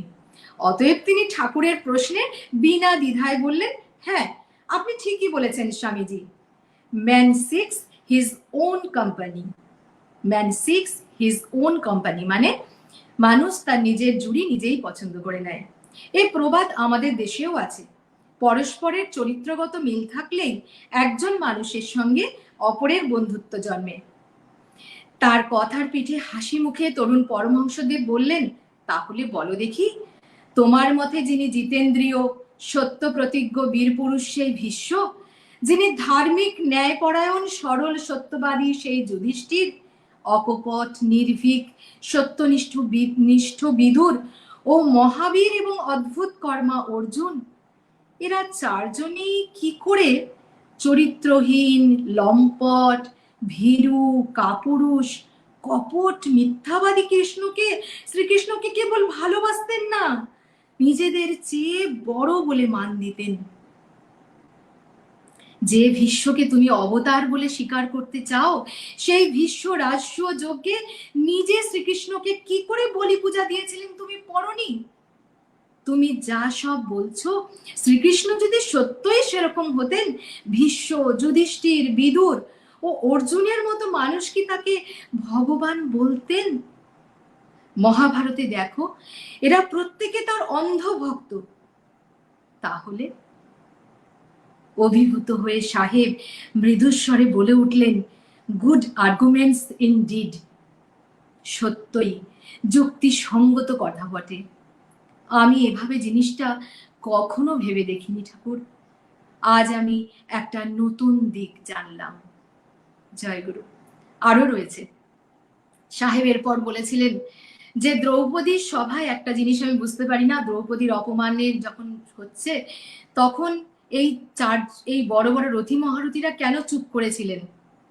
যাকে সে কথা বলতে গেলে অনেক দেরি হবে। এক কথায় উত্তর দিয়ে ঠাকুর বুঝিয়েছিলেন যে দেখো তাহলে তোমার প্রশ্নের উত্তর এখানেও লুকিয়ে রয়েছে, যে তোমার ওই ভীষ্ম, ওই যুধিষ্ঠির, ওই অর্জুন, ওই ভীম সবাই ছিল সেই মঞ্চে, যে যেখানে সেখানে সেই দ্রৌপদীকে বাঁচিয়েছিলেন সেই শ্রীকৃষ্ণ, সেই পরম অবতার, সেই ভগবান। আরো অনেক তত্ত্ব আছে, কিন্তু যে প্রসঙ্গে আজ এই বিষয়টির অবতারণা করলাম, এবার চলে যাই সেখানে। ঠাকুর শুধু নন, আমরা সবাই জানি কৃষ্ণ অবতার, কিন্তু ভগবান বলে কজন আমরা চিনি, ভগবানকে আমরা কজন বুঝি আমরা সাধারণ মানুষ। ঠাকুর ওই ইংরেজকে আরেকটি কথা বলেছিলেন, ইংরেজ সাহেবকে খুব সুন্দর কথা বলেছিলেন যে আচ্ছা, কৃষ্ণ না হয় লম্পট চরিত্র এসব তুমি বলছো, কিন্তু তোমার যীশু খ্রিস্ট, তিনি তো লম্পট ছিলেন না, তিনি তো চরিত্রহীন ছিলেন না, তিনি তো কোনো দোষ করেননি, তবে তোমরা কি করে পারলে তাকে অমন নিষ্ঠুর ভাবে ক্রুশবিদ্ধ করে হত্যা করতে? কি করে পারলে তোমরা? আমাদের হিন্দুদের, আমাদের হিন্দু ধর্মে এমন কোনো মহাপুরুষের জীবনে এমন ঘটেনি। সাহেব চুপ করেছিলেন, উত্তর দিতে পারেননি। আমাদের তেজস্বী, বুদ্ধিমান, বিচক্ষণ ঠাকুর এই কথা তাকে আঙুল দিয়ে দেখিয়েছিলেন যে আমরা সাধারণ মানুষ কিচ্ছু বুঝি না, কিচ্ছু জানি না, একমাত্র ভগবান সব জানেন। মহাভারতের যুদ্ধ, রামায়ণের পরিণতি সবকিছু তিনি জানতেন। কৃষ্ণ পাণ্ডব পক্ষ অবলম্বন করেছিলেন বিজয়ী হবার জন্য নয়, তিনি নিরপেক্ষ ছিলেন। তিনি কৌরবদের দলেও নয়, পাণ্ডবদেরও নয়, তিনি শুধু ধর্মের, সত্যের জয় চেয়েছিলেন। আধুনিক যুগের কবি বুদ্ধদেব বসু, অনেকেই হয়তো তাকে চেনেন। সেই বুদ্ধদেব বসুর মহাভারতের ওপর যেমন মাইকেল মধুসূদন লিখেছিলেন মেঘনাদ বধ কাব্য রামায়ণের পর, কবিগুরুও লিখেছিলেন কর্ণর কুন্তির সংবাদ আমরা আগে পড়েছি, তেমনি বুদ্ধদেব বসু মহাভারত পড়ার পর 4টি কাব্যনাট্য প্রকাশ করেছিলেন। সেই কাব্যনাট্যর একটি হচ্ছে প্রথম পার্থ, যেটি আজকে আমরা ভাস্কর দা এবং তার সহশিল্পী ও নাট্যকর্মী দাদা শ্রী সিদ্ধার্থ বক্সির কাছ থেকে আমরা শুনব। কি ছিল তার প্রেক্ষাপট? আমরা সবাই জানি যে কর্ণ একটি বিশেষ চরিত্র মহাভারতের, তার জন্ম বৃত্তান্ত নিয়ে বহু মতামত প্রচলিত রয়েছে, কিন্তু ব্যক্তি কর্ণকে যদি আমরা দেখি, কি ভীষণ তার মানসিক টানাপোড়েন, কি ভীষণ তার যন্ত্রণা। একজন অর্জুনের সমকক্ষ বীর, সে পাণ্ডবদের একজন, তবুও সে বিতাড়িত, সে লাঞ্ছিত, তার সারা জীবন তার শৌর্যের অবমাননা। তো সেই কর্ণকে নিয়ে বুদ্ধদেব বসু লিখেছিলেন একটি প্রথম পার্থ বলে একটি কাব্যনাট্য উপস্থাপন করেছিলেন। খুব বিখ্যাত সেই কাব্যনাট্য, অনেকেই শুনেছেন সে কথা, এবং সেখানে অনেকগুলি ভাষ্য রয়েছে। কর্ণের সঙ্গে আমরা সবাই জানি কুন্তি, এটা আমরা অনুমান করে নেওয়া হয় যে যুদ্ধের, কৌরব পাণ্ডবের যুদ্ধের আগের রাত্রে প্রথমে কুন্তি গিয়েছিলেন কর্ণের কাছে তার সত্য পরিচয় দিতে এবং তাকে এই যুদ্ধে বিরত থাকতে। পরবর্তীকালে সেই একই সন্ধ্যায় গিয়েছিলেন দ্রৌপদী, যিনি যার দ্রৌপদী পঞ্চপাণ্ডবের স্ত্রী হলেও কর্ণ যার জন্য লক্ষ্যভেদ করা থেকে তাকে সরিয়ে দেওয়া হয়েছিল সুতপুত্র রূপে, ছিল সেই যন্ত্রণা।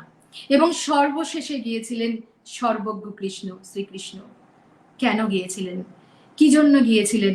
ঠিক এই সাহেবের মতোই কর্ণ একসময় তাকেও প্রশ্ন করেছিলেন যে তোমার লজ্জা করবে না আমার রথের চাকা মাটিতে বসিয়ে দিতে? তোমার লজ্জা করবে না অর্জুনকে দিয়ে মিথ্যে ধনুর্বাণ চালাতে? তোমার লজ্জা করবে না কৃষ্ণ?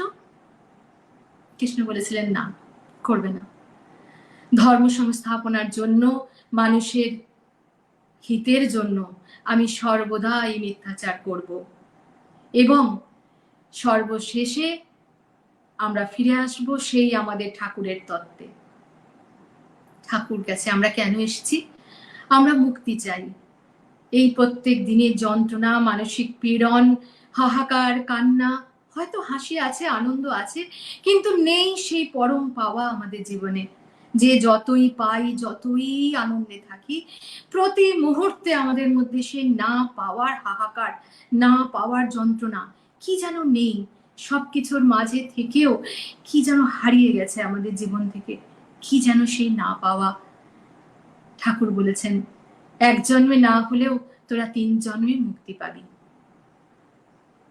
প্রথম পার্থ এই কাব্যনাট্যের শেষাংশে আমরা পাবো কৃষ্ণর এবং কর্ণের যুক্তি তর্কের পরে শেষে সেই জায়গায় এসে কর্ণের, যাকে বলে একেবারে সারেন্ডার করা শ্রীকৃষ্ণের কাছে, নিজেকে উন্মুক্ত করে দেওয়া, যে হে কৃষ্ণ, আমি আর জন্মাতে চাই না, আমি আর মানুষের ভালোবাসা, মানুষের কাছে বড় নাম কিনে থাকতে চাই না, আমায় মুক্তি দাও।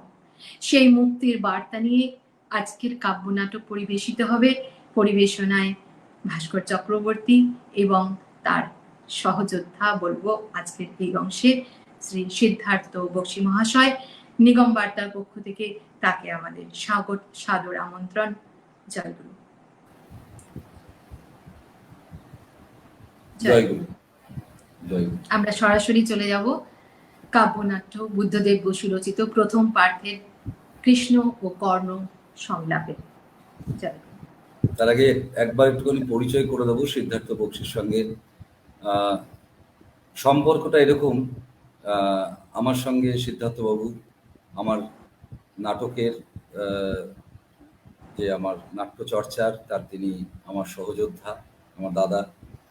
সর্বোপরি আমার ঠাকুরের সাথে তার সম্পর্ক এরকমটাই। যাকে আপনারা স্ক্রিনে দেখছেন সিদ্ধার্থ বক্সী মহাশয়, তার পিতা এবং মাতা দুজনেই ঠাকুর মহারাজের পরমহংস সন্তান শ্রীমৎ স্বামী দুর্গাপ্রসন্ন পরমহংসদেব, তার সাক্ষাৎ শিষ্য ছিলেন সিদ্ধার্থবাবুর বাবা এবং মা। এবং বরিশালে যেখানে তার জন্ম, মানে দুর্গাপ্রসন্ন পরমহংসদেবের, সেখানে তাঁদেরও বাড়ি এবং সেখান থেকে দীক্ষা নেওয়া তার পিতামাতা। তাই ঠাকুর নিগমানন্দ দেবের এই নিগম বার্তাতে আজকে এই কাব্যনাটক করার জন্য তাকে অনুরোধ করা আজকে সকালবেলা, যে দুটো অংশ আমি পড়াটা হয়তোবা ঠিকঠাক হবে না, তাই ওনাকে অনুরোধ করেছিলাম। উনি স্ক্রিপ্টটা একবারও হয়তো দেখতে পেরেছেন। তিনি বলেছেন ঠিক আছে চলো, ঠাকুরের কথা বলবো, ঠাকুরের আশীর্বাদ নিয়ে। তাই আমরা যেটুকুই বলি, যা করি, যা যেটুকু করতে পারি, সেটা সবটাই ঠাকুরের ইচ্ছায় হয়। হয়তো সবাই বলছেন কমেন্টে ভাস্করদাকে খুব ভালো লাগছে, ভাস্করদার কথাও ভালো লাগছে, আসলে তো তা নয়। আসলে তিনি যেটুকু বলালেন আমাকে দিয়ে, আমি সেটুকু বলতে পারবো।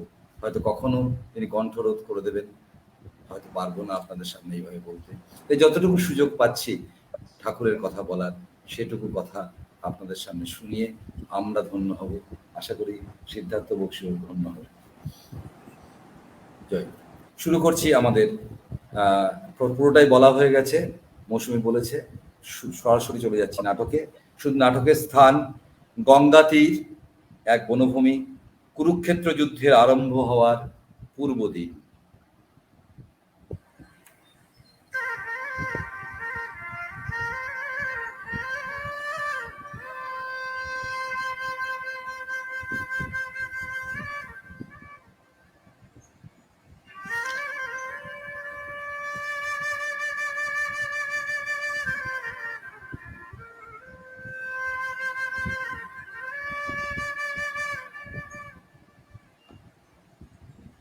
কৃষ্ণ আসছেন এবার, তবে সমাধান।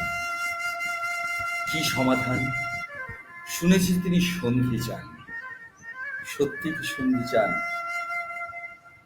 জানি না, আমরা উদ্ভ্রান্ত। ওই এলেন কৃষ্ণ, দেখা যাক কি বলেন।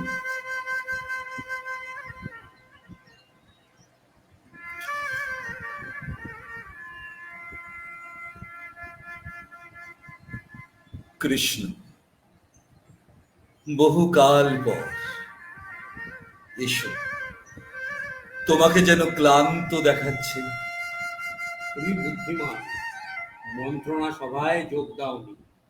কিছু নেই মন্ত্রণার মতো ক্লান্তিকর।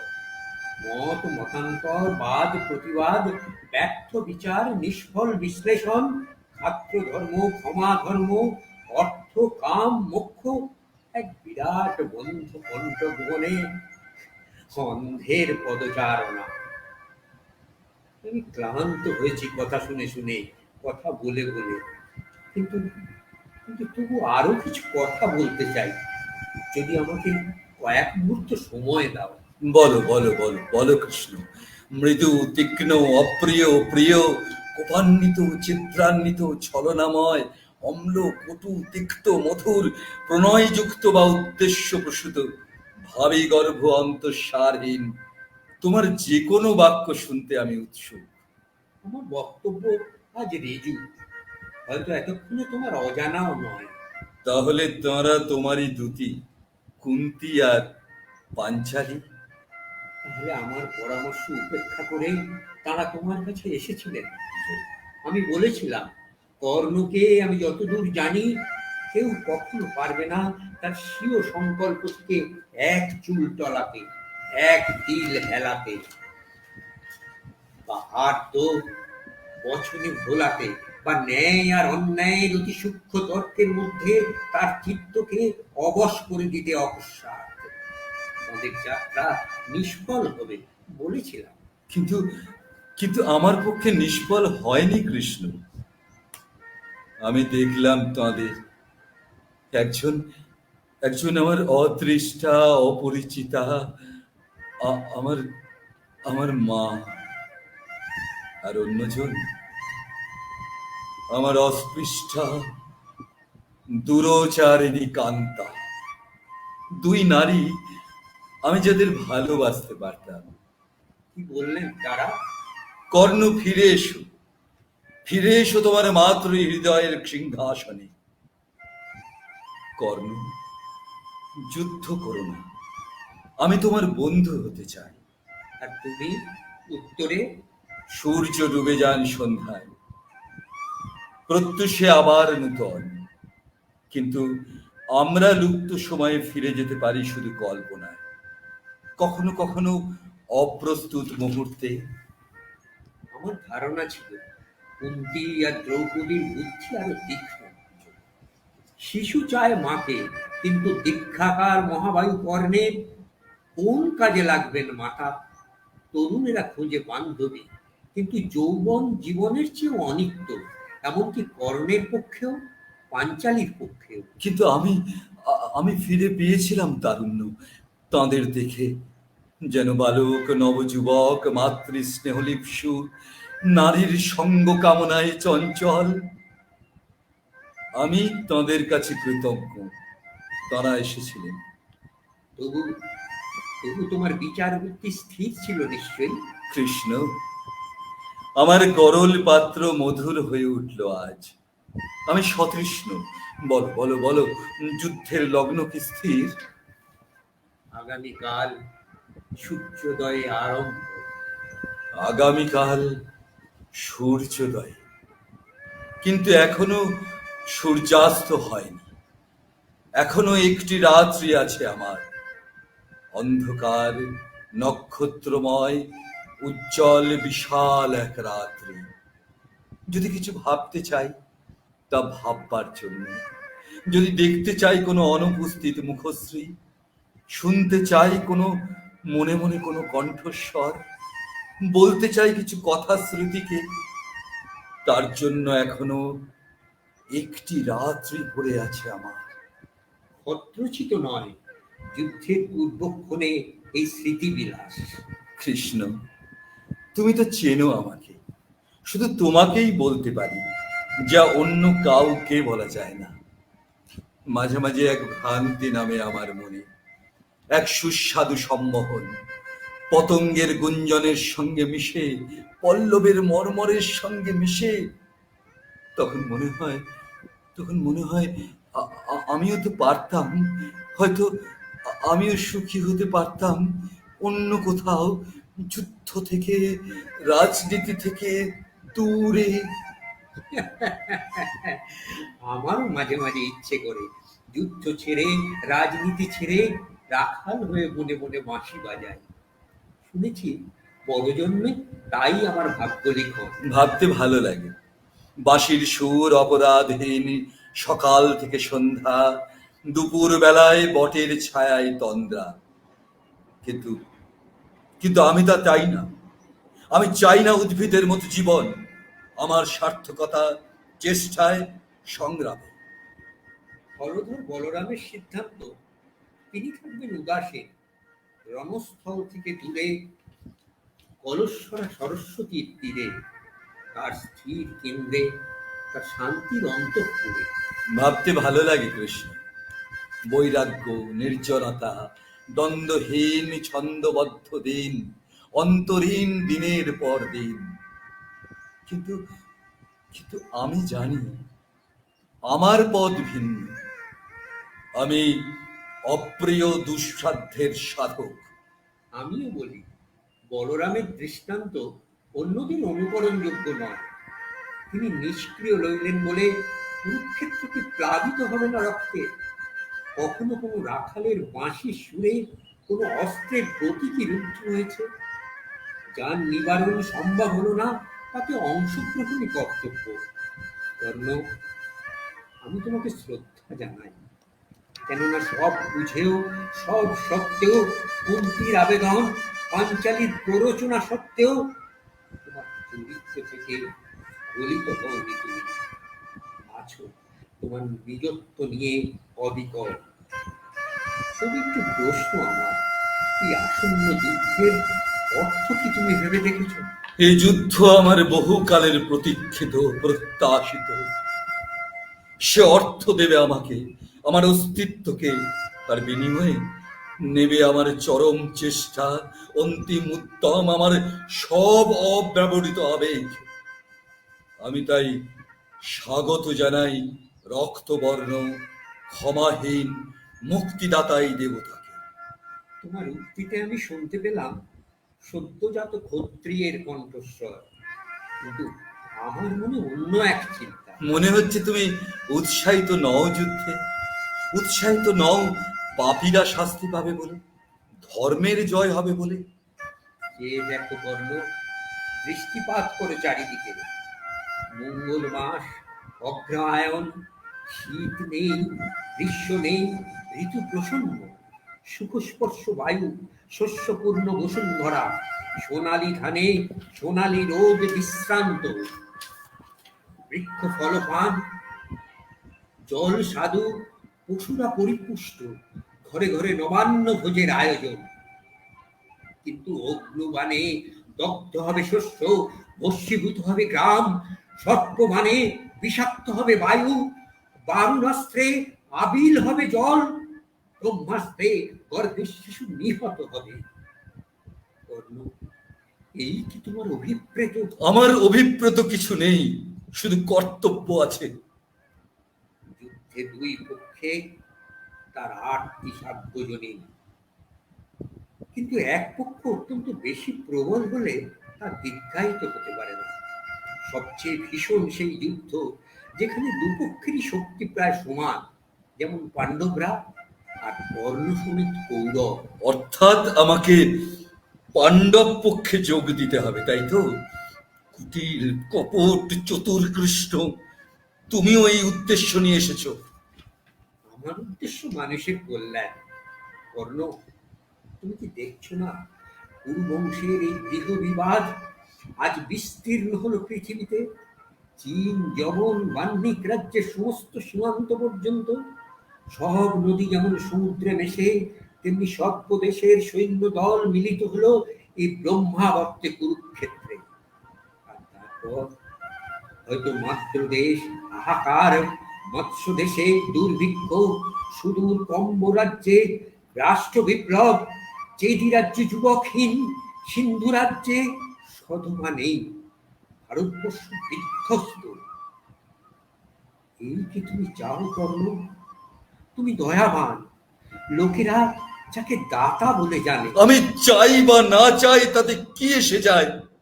এই ধ্বংসের জন্য দায়িত্ব কি আমার? আমি কি কোনো মিত্র খুঁজেছি, সংগ্রহ করেছি কোনো সৈন্য সামন্ত, আমি কি তোমার প্রার্থী হয়ে দ্বারকায় গিয়েছিলাম? না না না কৃষ্ণ, না। মন্ত্রণা সভায় আমি ছিলাম না, আমি কোনো সিদ্ধান্ত নিইনি, বা যদি নিয়ে থাকি তা একান্তভাবে আমার জন্য, অন্য কারোর সঙ্গে তার কোনো সম্পর্ক নেই। আছে কর্ণ, আমাদের অনেকের ভাগ্য জড়িত আজ তোমার সঙ্গে। কেননা পাণ্ডব পক্ষে তুমি যুক্ত হলে পলকপাতে মীমাংসা হবে যুদ্ধে। আর দুর্যোধন জয় অসম্ভব বুঝে নিজেই চাইবে সঙ্গী। তাই করো কর্ণ, তাই করো, ক্ষণস্থায়ী করো যুদ্ধকে, ত্বরান্বিত করো শান্তি। পারি না, পারি না কৃষ্ণ, পারি না। জয়ী পক্ষে যোগ দিতে আমি পারি না। তুমি তো জানো পরাজয় আমার চিরকালের সঙ্গী, আর পরাজয়ের স্বাদ তীব্র। পাণ্ডবেরা বনবাসেও জয়ী, পাঞ্চালী তাদের সাম্রাজ্য। পাণ্ডবেরা নিঃস্ব হয়েও জয়ী, কুন্তী তাদের মাতা। কিন্তু কিন্তু জয়ীরা তাদের প্রাক্তন জয় ভুলে যান বা লজ্জিত হন তার তুচ্ছতা ভেবে কালক্রমে। কিন্তু পরাজয় কেউ ভোলে না। তিক্ত সেই উন্মাদনা, বিস্মৃতিহীন চিত্তদাহ, তৃপ্তি নেই, তৃপ্তি নেই, এখনো আমার তৃপ্তি নেই। কর্ণ, আমি জানি তুমি নির্লোভ, তুমি ত্যাগী। পৃথিবীর প্রভুত্ব তুমি ফিরিয়ে দিলে, উপেক্ষা করলে উজ্জ্বল বংশ পরিচয়। আর তাই বলি, কুন্তী তোমার জননী বলে নয়, কোনো জ্ঞাতিত্ব বোধের অন্ধ নির্দেশে নয়, কিন্তু মানুষের মঙ্গলের জন্য, নিখিলের দুঃখ লাঘবের জন্য তুমি কি আজ নম্য হতে পারো না? পারো না তোমার স্বরক্ত শাখায় ফিরে যেতে? ভুলতে পারো না তোমার আত্মাভিমান? আত্মাভিমান ছাড়া কি আছে আমার? অসংখ্যের দুঃখ বা সুখ তাও বিবেচ্য নয়, আমি প্রার্থনা করি সুখ, আয়ু, শান্তি অসংখ্যের জন্য, কিন্তু ইচ্ছুক নও তার সম্পাদনায়। আমার যুদ্ধ আমার নিজস্ব, আমার ব্যক্তিগত। কার সঙ্গে, কিসের জন্য, কোন আকর্ষণে? আমি চাই অর্জুনের সঙ্গে দ্বন্দ্বযুদ্ধ, আর কিছু না। এখনো চাও অর্জুনকে ভাই বলে জেনেও? সব হত্যায় ভাতৃ হত্যা। কিন্তু যেখানে হত হন্তা একই গর্ভের সন্তান, সেখানে রক্তে জাগে না বিদ্রোহ? বিদ্রোহ, বিদ্রোহ না উল্লাস। কেউ জানে না কৃষ্ণ, কেউ জানে না, আমি ছাড়া কেউ জানে না কাকে বলে রক্তের টান, সদর সম্বন্ধ। বহুকাল ধরে, বহুকাল ধরে অন্ধভাবে, অজ্ঞান ভাবে আমি চেয়েছি স্পর্শ করতে, আলিঙ্গনে চড়াতে, কুন্তীর স্তরে পুষ্ট, পাঞ্চালীর চুম্বনে উৎফুল্ল ওই ওই ওই অর্জুনকে। আমি দেখছি তোমার হৃদয় দ্বিখণ্ডিত। এক অংশ চায় ভালোবাসতে, অন্য অংশ শত্রুতায় বদ্ধমূল। শত্রুতা? কে বলে শত্রুতা? প্রেম, প্রেম কৃষ্ণ, তীব্রতম প্রেম, ঘনিষ্ঠতম ভ্রাতৃত্ব, নিবিড়তম মিলন। ছিন্ন ত্বক, দীর্ঘ মাংস, শোণিত স্রাব, শ্বেত, কম্পন, মূর্ছা, যন্ত্রণা, আনন্দ, হত্যার তুরিয়া আনন্দ মিলন, আমার বন্দি বাসনার মুক্ত, আমার রুদ্ধ আবেগ তৃপ্ত, আমার নিভৃত স্বপ্ন সফল। আর তারপর সমাপ্তি, শান্তি, নির্বাপন। হয় অর্জুনের নয় কর্ণের। অর্জুনের নয়, কর্ণের। কে জানে, অর্জুন আর কর্ণ যেখানে প্রতিদ্বন্দ্বী, কে বলতে পারে ফলাফল? তুমি কি অর্জুনের সারথিতে বিস্মৃত হলে? তুমি কি বিস্মৃত হলে তোমার প্রতিজ্ঞা কখনো অস্ত্র হাতে নেবে না? আমি যোদ্ধা নই কর্ণ, আমি ঘটক মাত্র। আমি কখনো মেলাই, কখনো ছাড়াই, কিন্তু নিজে থাকি সর্বদা বাইরে। দুই পার্থের দ্বন্দ্বযুদ্ধেও আমার ভূমিকা হবে দর্শকে। কিন্তু যেহেতু তোমরা দুজনে বলে বীর্যে সমকক্ষ, সমান দক্ষ অস্ত্র চালনায়, যেহেতু তোমাদের মধ্যে সম্ভব নয় একের হাতে অন্যের পরাজয়, আমাকে তাই বিনা স্পর্শে অতি মৃদু হাতে খসিয়ে দিতে হবে গ্রন্থি, এগিয়ে আনতে হবে সমাপন। আমি কি করবো জানো? মায়া বলে ডুবিয়ে দেব তোমার রথের চাকা মাটিতে, ভুলিয়ে দেব তোমাকে দিব্যাস্ত্রের নাম যা পরশুরাম তোমাকে দিয়েছিলেন। তারপর তুমি যখন রথের চাকা টেনে তোলার চেষ্টায় কর্মাক্ত, উদ্বিগ্ন, ধনুর্বাণহীন, আমি তখন বলবো, অর্জুন দ্বিধা করো না, এই তোমার সুযোগ, সংহার শত্রুকে। ক্ষিপ্র হবে অর্জুনের উত্তর, বজ্রতুল্য অঞ্জলিক বাণের আঘাতে তোমার ছিন্ন শির মিলিয়ে যাবে রশ্মির মতো ঊর্ধ্বাকাশে সূর্য মণ্ডলে। তুমি তুমি এই করবে কৃষ্ণ? আমার চোখে পলক পড়বে না। তুমি লজ্জা পাবে না মিথ্যাচারে, প্রতারণায়? আমি তোমাকে অগ্রিম সব জানিয়ে দিলাম, এর নাম মিথ্যাচার। অর্জুন লজ্জা পাবে না অন্যায় যুদ্ধে জয়ী হতে? সব যুদ্ধই অন্যায়, সব হত্যাই ভাতৃহত্যা। কিন্তু তুমি আর অর্জুন সমতুল্য, অতুলনীয় দুই বীর। অসম্ভব নয় তোমাদের যুদ্ধে অন্য এক ভীষণতর সমাপ্তি। অকথ্য, প্রায় অকল্পনীয়। দুই ভ্রাতা, দুই প্রার্থীর, একই গর্ভে সংজাত দুই পুরুষের পরস্পরের হাতে সংঘাত, একই মাতৃশনিকে নিমজ্জন, যুগপৎ মৃত্যু, দ্বিগুণিত হত্যা।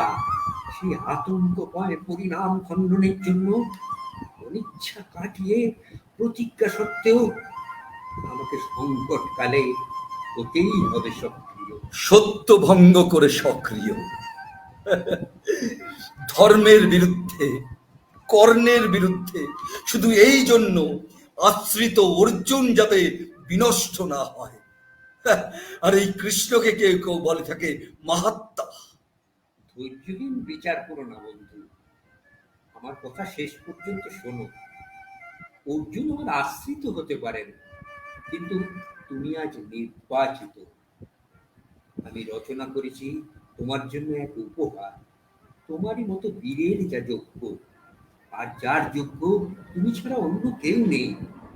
শ্রেষ্ঠ কীর্তি, সর্বশেষ সাফল্য, এক অন্তিম ও অন্তহীন অভিনন্দন, এক মৃত্যু যাতে আহত হবে সভ্যযুগ, এক অমরতা দিনে দিনে উজ্জ্বলতর। কিন্তু তুমি যদি গ্রহণ করতে না চাও তবে বলো, কর্ণ, তুমি কি ভেবে দেখবে আর একবার?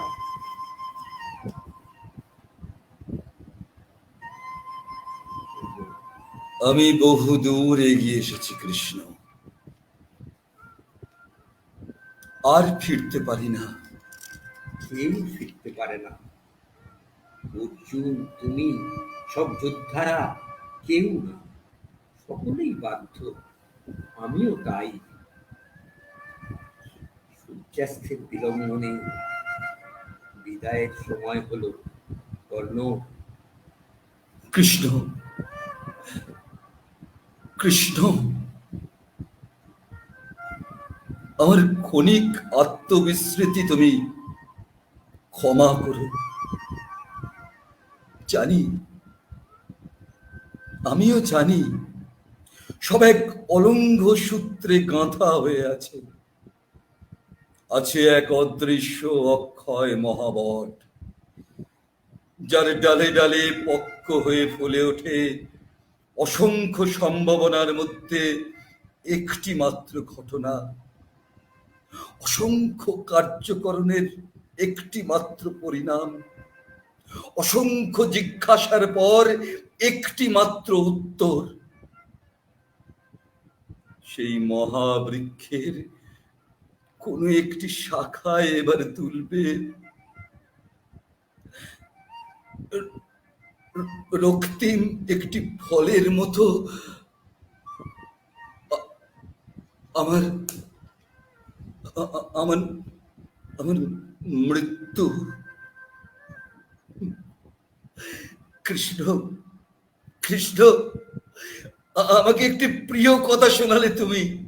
সম্ভব নয় অর্জুনের হাতে আমার পরাভব, আর সেই সঙ্গে এক আশাতীত সম্মান দিলে আমাকে। আমার জন্য তুমি হবে কুচক্রী, নেপথ্য ছেড়ে নেমে আসবে মঞ্চে, হবে আমার প্রতিদ্বন্দ্বী। তুমি তুমি তুমি তুমি অর্জুনের প্রচ্ছদে। আহ, আমার জীবনের তুঙ্গতম মুহূর্ত, আমার সব বাসনার তৃপ্তি, আমার সব স্বপ্নার সফলতা, তা আমাকে উপহার দেবে। অর্জুন নয়, তুমি তুমি তুমি তুমি কৃষ্ণ, তুমি যাকে কে কেউ বলে নরশ্রেষ্ঠ, বিশ্বম্ভর। আমি আমি সম্মত কৃষ্ণ, আমি আনন্দিত, আমার পরাজয়ে আমি ধন্য। এই যুদ্ধে সকলেই পরাজিত হবে কর্ণ। জয়ী, বিজিত, হত, উদ্বৃত্ত সকলেই। মহাজ্ঞানী, আমার শেষ নমস্কার তো তোমারই জন্য। এসো, আলিঙ্গন দাও। না, আবার রণস্থলে দেখা হবে, তারপর হয়তো পরজন্মে। না, না, না কৃষ্ণ, না কৃষ্ণ, কৃষ্ণ, যদি কখনো কোনো সুকৃতি আমি করে থাকি, যদি কখনো ভেবে থাকো আমি তোমার স্নেহের যোগ্য, তবে তবে আমাকে আমাকে এই আশীর্বাদ করো কৃষ্ণ, আর যেন ফিরে না আসি। এই এই একবার, ব্যাস, আর যেন ফিরে না আসি। এই এই এই একবার, এই আমার যথেষ্ট কৃষ্ণ। প্রণাম নাও আমার। তুমি থাকবে বিশ্ব মানবের স্মরণে চিরকাল, এক ভাস্বর, মহান, পরাজিত বীর। নমস্কার।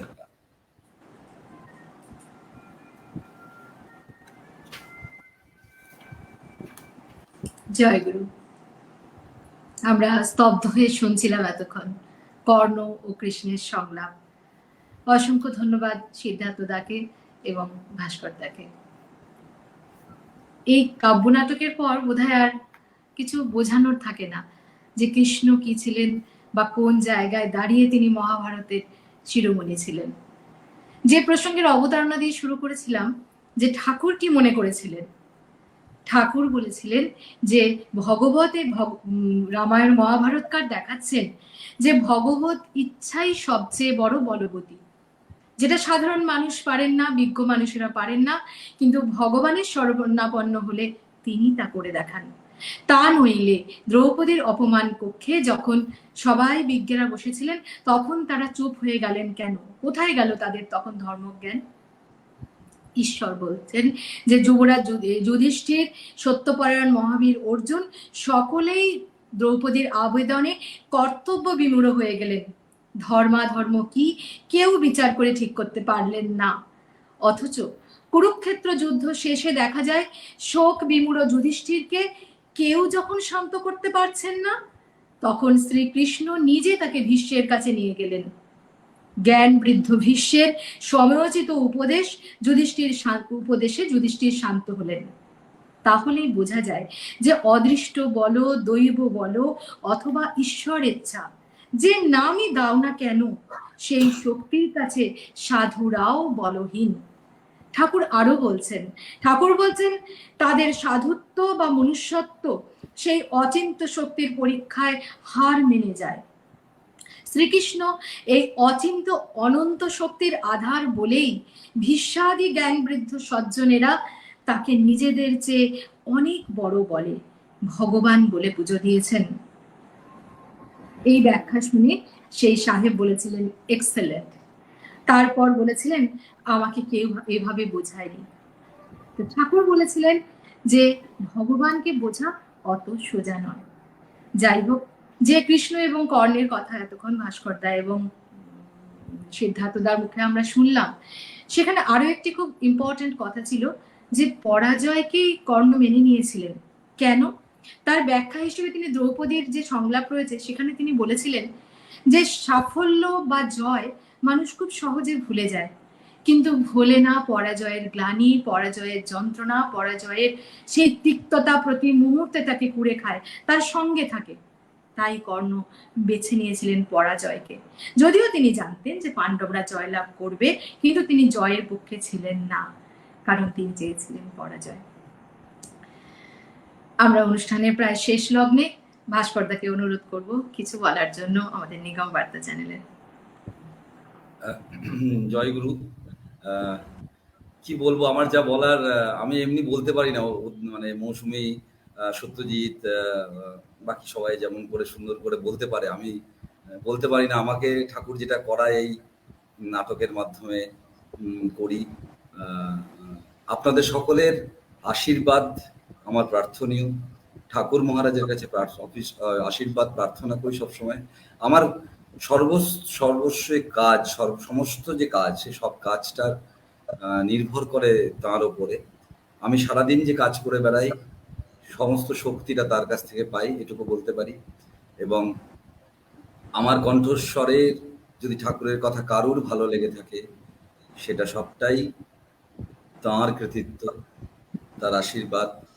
এবং এমন বহু বহু বহু বহু পরিচয় আমি পেয়েছি যে নিজে আমিত্ব দেখাতে গেলে আমি ভাস্কর চক্রবর্তী, এটা কখনোই ঠাকুর সব সহ্য করতে পারেন না, একমাত্র অহংকার। তাই আমি ঠাকুরের কাছে এবং আপনাদের সকলের সামনে এইটা বলতে চাই ঠাকুরের কাছে যে যেটুকু করাচ্ছ, ওই যে আমি বললাম নাটকের আগে, যেটুকু বলাচ্ছ, কখন তুমি কণ্ঠরোধ করে দেবে জানি না আমি। তাই তুমি আমাকে সেই আশীর্বাদ করো যাতে আমি তোমার কথা বলতে পারি, তোমার প্রিয় ভক্ত শিষ্যদের কাছে আমি তোমার বার্তা পৌঁছে দিতে পারি, নিগম বার্তাকে পৌঁছে দিতে পারি। এবং বিভিন্ন আঙ্গিকে আমি আপনাদের সকলকে, যারা আজকে লাইভ দেখছেন, সুদূর বাংলাদেশ থেকে অনেকে কমেন্ট করেছেন, কমেন্টগুলো জানি না মৌসুমী নেবে কিনা, সেই তাদের সকলের কাছে আমার করজোড় প্রার্থনা, নিগম বার্তাকে এগিয়ে নিয়ে গেলে আপনাদের সকলের সহযোগিতা প্রয়োজন। শুধুমাত্র আমাদের কয়েকজন যে আমাদের পরিচালক মণ্ডলী আছেন তারা শুধু নয়, বাকি সকল, আপনারা সকল যারা নিগম ভক্তরা আছেন, নিগম সন্তানরা আছেন, বা যারা যারা দেখছেন লাইভ, বিভিন্ন ধর্মপিপাসু মানুষ, তাদের সকলের কাছে অনুরোধ, আপনারা এগিয়ে আসুন। আরো বহু মূল্যবান মতামত আপনাদের জানান নিগম বার্তাকে আরো কিভাবে সমৃদ্ধ করা যায়। এবং আমি দুটো কথা বলবো মৌসুমীকে বলে, সেটা হচ্ছে যে আমরা যে নিগম বার্তা প্রযোজনায় যে দুটো শর্ট ফিল্ম, মানে টেলি সিরিয়াল আকারে করতে চলেছি, যেটা আপনাদের সকলকে জানিয়েছি। পরবর্তী অংশের আমাদের শুটিং কমপ্লিট হয়েছে, যেটা ঠাকুরের আবির্ভাব উৎসবে আমরা স্থির করছি যে আপনাদেরকে দেখাবো। ঠাকুরের দ্বিতীয় পর্ব না, ওটা বলা যেতে পারে ওটা প্রারম্ভিক ছিল, এটা প্রথম পর্ব আমরা দেখাবো। সেটা জানি না ঠাকুর কিভাবে সেটা রিপ্রেজেন্ট করবেন। সুনাথ সরকার আছেন আমাদের সঙ্গে কন্ট্রোলে, তিনি এডিট করছেন, অনুপ রঞ্জন পাশি আছেন যিনি নির্দেশনা করেছেন। সর্বোপরি আমি ধন্যবাদ জ্ঞাপন করব, কৃতজ্ঞতা জানাবো নিগম বার্তার পক্ষ থেকে রাজহাটির আঢ্য পরিবারকে, চপল আঢ্য মহোদয় এবং কাশীনাথ দা, রাজহাটি সদস্য সংঘ, সকলেই যেভাবে আমাদেরকে এই শুটিংয়ের সময় মানে সাহায্য করেছেন, তাদের সকলের প্রতি আমরা কৃতজ্ঞ। চপল আঢ্য দাদা আমাদের পুরো বাড়ি ছেড়ে দিয়েছিলেন, যজ্ঞেশ্বর বিশ্বাসের বাড়ি হিসাবে। আমরা যথেচ্ছ অত্যাচার করেছি সেখানে গিয়ে, যেন নিজের বাড়ি মনে করে আমরা সেখানে বিচরণ করেছি। এই জন্য সত্যিকারে তাকে আমরা কৃতজ্ঞতা জানানোর কোনো ভাষা নেই। তবু নিগম বার্তার পক্ষ থেকে এবং সর্বোপরি আমাদের এই কাজে আর্থিক সহায়তার জন্য এগিয়ে এসছেন দীপক কুইলা, পুরুলিয়া থেকে সম্ভবত, তাকেও আমার কৃতজ্ঞতা জানাচ্ছি। বিভিন্ন মানুষ আমাদেরকে এই শুটিং করার জন্য আর্থিক সহায়তার হাত বাড়িয়ে দিচ্ছেন, বলেছেন। তার মধ্যে এই এপিসোডটি পুরোটাই আর্থিক সহায়তা করেছেন দীপক কুইলা মহোদয়, তাকে আমার শ্রদ্ধা নিগম বার্তার পক্ষ থেকে। এবং এইভাবে আপনারা যদি সকলে এগিয়ে আসেন তাহলে আশা করব আমরা আরো নতুন নতুন কিছু ঠাকুরের এপিসোড নিয়ে আপনাদের কাছে আসতে পারবো, পৌঁছতে পারবো। আপনারা আমাদের সঙ্গে থাকুন। ঠাকুরের ভাবধারা প্রচারই একমাত্র উদ্দেশ্য। আমরা হয়তো সবকিছু পারফেকশন করতে পারছি না, তবু আমাদের উদ্দেশ্য একটাই, যে ঠাকুর নিগমানন্দের বার্তা সকলের কাছে পৌঁছে দেব। জীবনের প্রকৃত অর্থ নিগম বার্তা। সঙ্গে থাকুন নিগম বার্তা। জয় গুরু। জয় গুরু। অসংখ্য ধন্যবাদ ভাস্করদাকে আর সিদ্ধার্থকে আরেকবার। আমি ভাস্করদার কথার আর পুনরাবৃত্তি করব না, তবে এইটুকুই বলবো যে ঠাকুরের ভাবধারা যেমন আমরা প্রচার করব এবং ঠাকুর যেন আমাদের আশীর্বাদ করেন, আমাদের সবকিছুর মধ্যে যেন তিনি তার মতো করে আমাদেরকে তৈরি করে নেন, আমাদের মননে, আমাদের চিন্তনে, আমাদের কাজে যেন পার্থক্য পরিলক্ষিত হয়। শুধু ঠাকুরের ভাবধারা বলে গেলাম কিন্তু আমাদের নিজেদের জন্য কোনো পরিবর্তন এলো না, তা যেন না হয়। তিনি যেন আমাদেরকে আশীর্বাদ করেন। আরেকটি কথা না বলে পারছি না, এই অসহ্য গরমে আমি নিজের চাক্ষুষ দেখেছি ভাস্করদা কিভাবে অক্লান্ত পরিশ্রম করে ঠাকুরের এই দ্বিতীয় শর্ট ফিল্মটি করার জন্য, শুধু ভাস্করদা না, আরো যারা অভিনয় করেছেন প্রত্যেকে ফ্যান অফ করে প্রচন্ড গরমে সারাদিন মেকআপ নিয়ে অসহ্য পরিশ্রম করে তারা করেছেন। আপনারা সবাই আশীর্বাদ করুন আমাদের এই কাজটি যেন সফল হয় এবং আমরা যেন খুব শীঘ্রই আপনাদেরকে ঠাকুরের ভাস্করদার কথা মতো ঠাকুরের জন্মোৎসব ঝুলন পূর্ণিমা তিথিতে আমরা যেন সেটি আপনাদের সামনে আনতে পারি। সর্বশেষে সেই আমাদের ঠাকুর মহারাজের প্রার্থনা, 2 লাইন প্রার্থনা জানিয়ে আমি আজকের অনুষ্ঠান শেষ করব। আচ্ছা, ভাস্করদা বলেছিলেন যে কেউ যদি কোনো বিশেষ কমেন্ট করে থাকেন করুন, তারপর আমি তাহলে শেষ করছি। সোনাদাকে রিকোয়েস্ট করবো কোনো স্পেশাল কমেন্ট থাকবে সেটি নিয়ে আসুন। জয় গুরু। শ্যামল ভট্টাচার্য দাদা বলছেন জয় গুরু, ও অতি অপূর্ব, খুব সুন্দর। জয় গুরু। অন্তর্যামী ঠাকুর, হ্যাঁ উনি এই গল্পগুলি থেকে, মানে যেটা আগের গল্প ভাস্করদা বললো সেখানে অন্তর্যামী ঠাকুর, যে ঠাকুর বুঝতে পারেন কার আগ্রহ আছে, হরেনকে তাই বুকে টেনে নিলেন। আর যে মানুষটিকে তিনি বুঝতে পেরেছিলেন যে তার অন্তরে সেই টান নেই, তাকে তিনি না দেখেই না বুঝেই তিনি তার দর্শন তাকে দিলেন না, তাই তিনি অন্তর্যামী। একদম এই এক কথাতেই প্রথমে যে নাটকটি আমরা উপস্থাপন করলাম কবিতাদি, এইটার নামটাও এরকম রাখতে পারেন যে অন্তর্যামী ঠাকুর, তাই না? আমরা শ্রুতি নাটকটার কোনো নাম দিইনি, এটা রাখা যেতে পারে যে অন্তর্যামী ঠাকুর। জয় গুরু। সুধপা চ্যাটার্জি বলছেন ঠাকুর মহারাজকে লিখিত এই নাটক খুব সুন্দর, ভাস্কর দাদার পরিবেশনায় আরো সুন্দর হয়ে উঠেছে। জয় গুরু। অবশ্যই ভাস্করদার পরিবেশনায় নিশ্চয়ই খুব সুন্দর হয়ে উঠেছে। রীনা পাল বলছেন জয় গুরু দাদা, তোমার মুখে ঠাকুর মহারাজের কথা শুনতে খুব ভালো লাগলো। অবশ্যই। জয় গুরু। হাস্বতী নাগ দিদি বলছেন এত অল্প দিয়ে ক্ষুধা মিটলো না। ঠাকুরের কথা না, মানে যত বলবো মনে হয় খুব কম বলা হলো। আমরা সামনের দিনে আবার ঠাকুরের কথা বলবো, আরো বলে যাব। জয় গুরু। সবাই এগিয়ে আসুন, আমাদের সাথে থাকুন। দেবব্রত সাহা বলছেন শ্রী শ্রী ঠাকুর মহারাজ কখন কাকে দিয়ে কোন কাজ করাবেন তা তিনি নির্ধারণ করে রেখেছেন, শুধু আমাদের আধারটি শুদ্ধ রাখতে হবে। জয় গুরু, জয় মা। বগুড়া, বাংলাদেশ থেকে। একদম ঠিক কথা, আমিও তাই মনে করি যে ঠাকুর কাকে কখন কি কাজ করাবেন তিনিই জানেন, আমরা শুধু যেন সরল সহজ ভাবে তাকে ভালোবাসতে পারি। শঙ্করী রায় বলছেন আমার মা, অসাধারণ লাগলো, আমার অনেক আদর জানাই।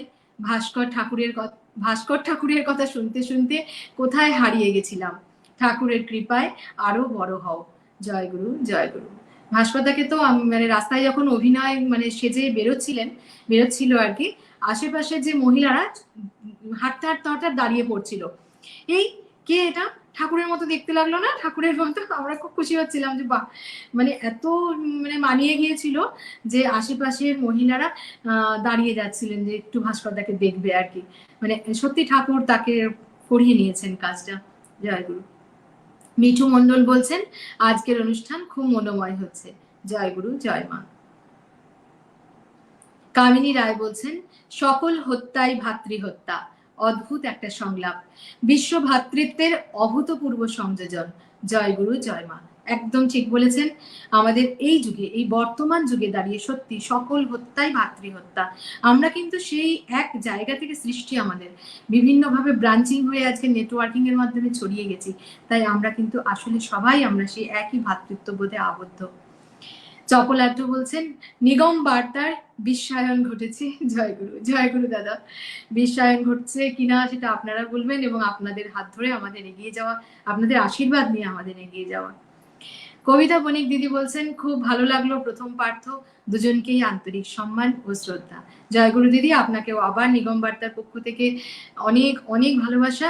আপনি বিগত সামনের দিনে আরো আমাদেরকে এইভাবে বই থেকে কবিতা পাঠ, মানে নাট্যরূপ দিয়ে আমাদের পাঠান, যাতে আমরা সেগুলি দর্শকদের কাছে পরিবেশন করতে পারি। শুধু কবিতা দিদি না, আমি সবাইকে বলবো যারা লিখতে পারেন, যাদের ঠাকুরের বইয়ের সম্বন্ধে অগাধ জ্ঞান রয়েছে, প্রত্যেকে লিখুন এইভাবে। উনি যেভাবে একটি ঘটনাকে, পরিচিত ঘটনাকে নাট্যরূপ দান করেছেন, আপনারাও লিখুন। জয় গুরু। রীতা আঢ্য বলছেন জয় গুরু, জয় গুরু, জয় মা। ভাস্করদার মুখে ঠাকুরের কথা খুব ভালো লাগলো শুনতে। ঠাকুরের আশীর্বাদ যেন সবসময় আমাদের মাথার উপর থাকে। সমাপ্তি আঢ্য, আচ্ছা ঠিক আছে, সমাপ্তি আঢ্য লিখেছে যে ঠাকুরের আশীর্বাদ সবসময় যেন আমাদের মাথার উপর থাকে। এই প্রার্থনাই আমি প্রথম থেকে করছি, যে শুধু ঠাকুরের ভাবধারা প্রচার করতে করতে যদি একটু আমাদের মধ্যে চেতনা হয়, একটু আমাদের কিছু পরিবর্তন হয়। জয় গুরু।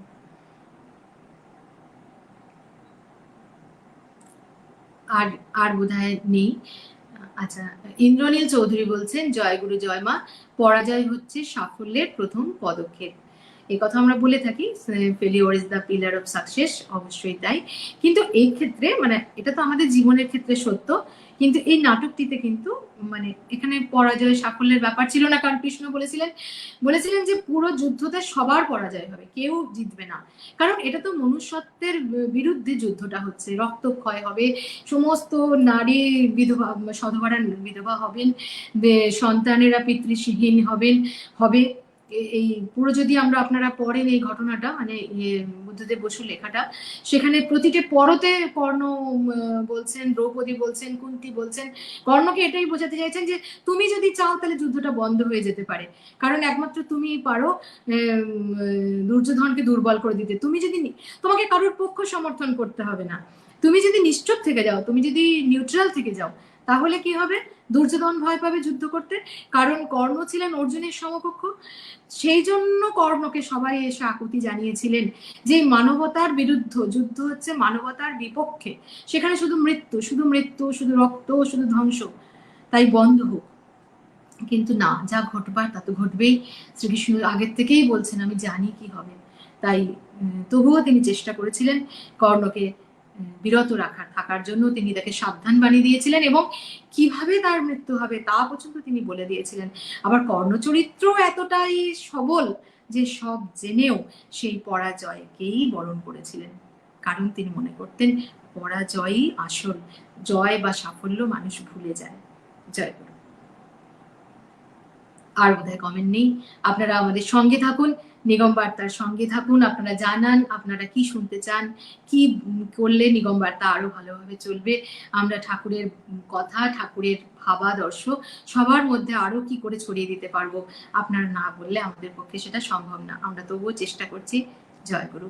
আজ ঠাকুর মহারাজকে, সেই সর্বশক্তিমান পুরুষকে 2 লাইন তার শ্রদ্ধাঞ্জলি জানিয়ে আজকের অনুষ্ঠান শেষ করব। সত্য মঙ্গল প্রেমময় তুমি, ধ্রুব জ্যোতি তুমি অন্ধকারে, তুমি সদা যারো হৃদে বিরাজ আজো দুঃখ জ্বালা সেই পাশরে, সব দুঃখ জ্বালা সেই বাসরে, সত্য মঙ্গল প্রেমময় তুমি, ধ্রুব জ্যোতি তুমি অন্ধকারে। তোমার ধ্যানে তোমার জ্ঞানে তব নামে কত মাধুরী, তোমার ধ্যানে তোমার জ্ঞানে তব নামে কত মাধুরী, যে ভক্ত সেই জানে, তুমি জানাও যারে সেই জানে, ওহে তুমি জানাও যারে সেই জানে, এ সত্য মঙ্গল প্রেমময় তুমি, ধ্রুব জ্যোতি তুমি অন্ধকারে। জয় গুরু, শুভরাত্রি, সকলে ভালো থাকুন। জয় গুরু। অসংখ্য ধন্যবাদ জানাই শ্রী ভাস্কর চক্রবর্তীকে। ঠাকুর মহারাজের জীবনের বেশ কিছু ঘটনা নিয়ে আজকে আমরা একটা সুন্দর শ্রুতি নাটক দেখলাম, শুনলাম। আমরা সকলেই আনন্দিত হলাম। আশা করি আপনারাও খুশি হয়েছে। তবে আজকের মতো নিগম বার্তা এই পর্যন্তই। আগামী এপিসোডে আবারও আপনাদের সঙ্গে দেখা হচ্ছে। ততক্ষণ পর্যন্ত সকলে সুস্থ থাকবেন, ভালো থাকবেন, নিগম বার্তার সঙ্গে থাকবেন। নিগম বার্তার ফেসবুক পেজটি লাইক, ফলো করবেন, ইউটিউব চ্যানেলটি সাবস্ক্রাইব করবেন। আজকের মতো এই পর্যন্তই। নমস্কার, জয় গুরু, জয় মা।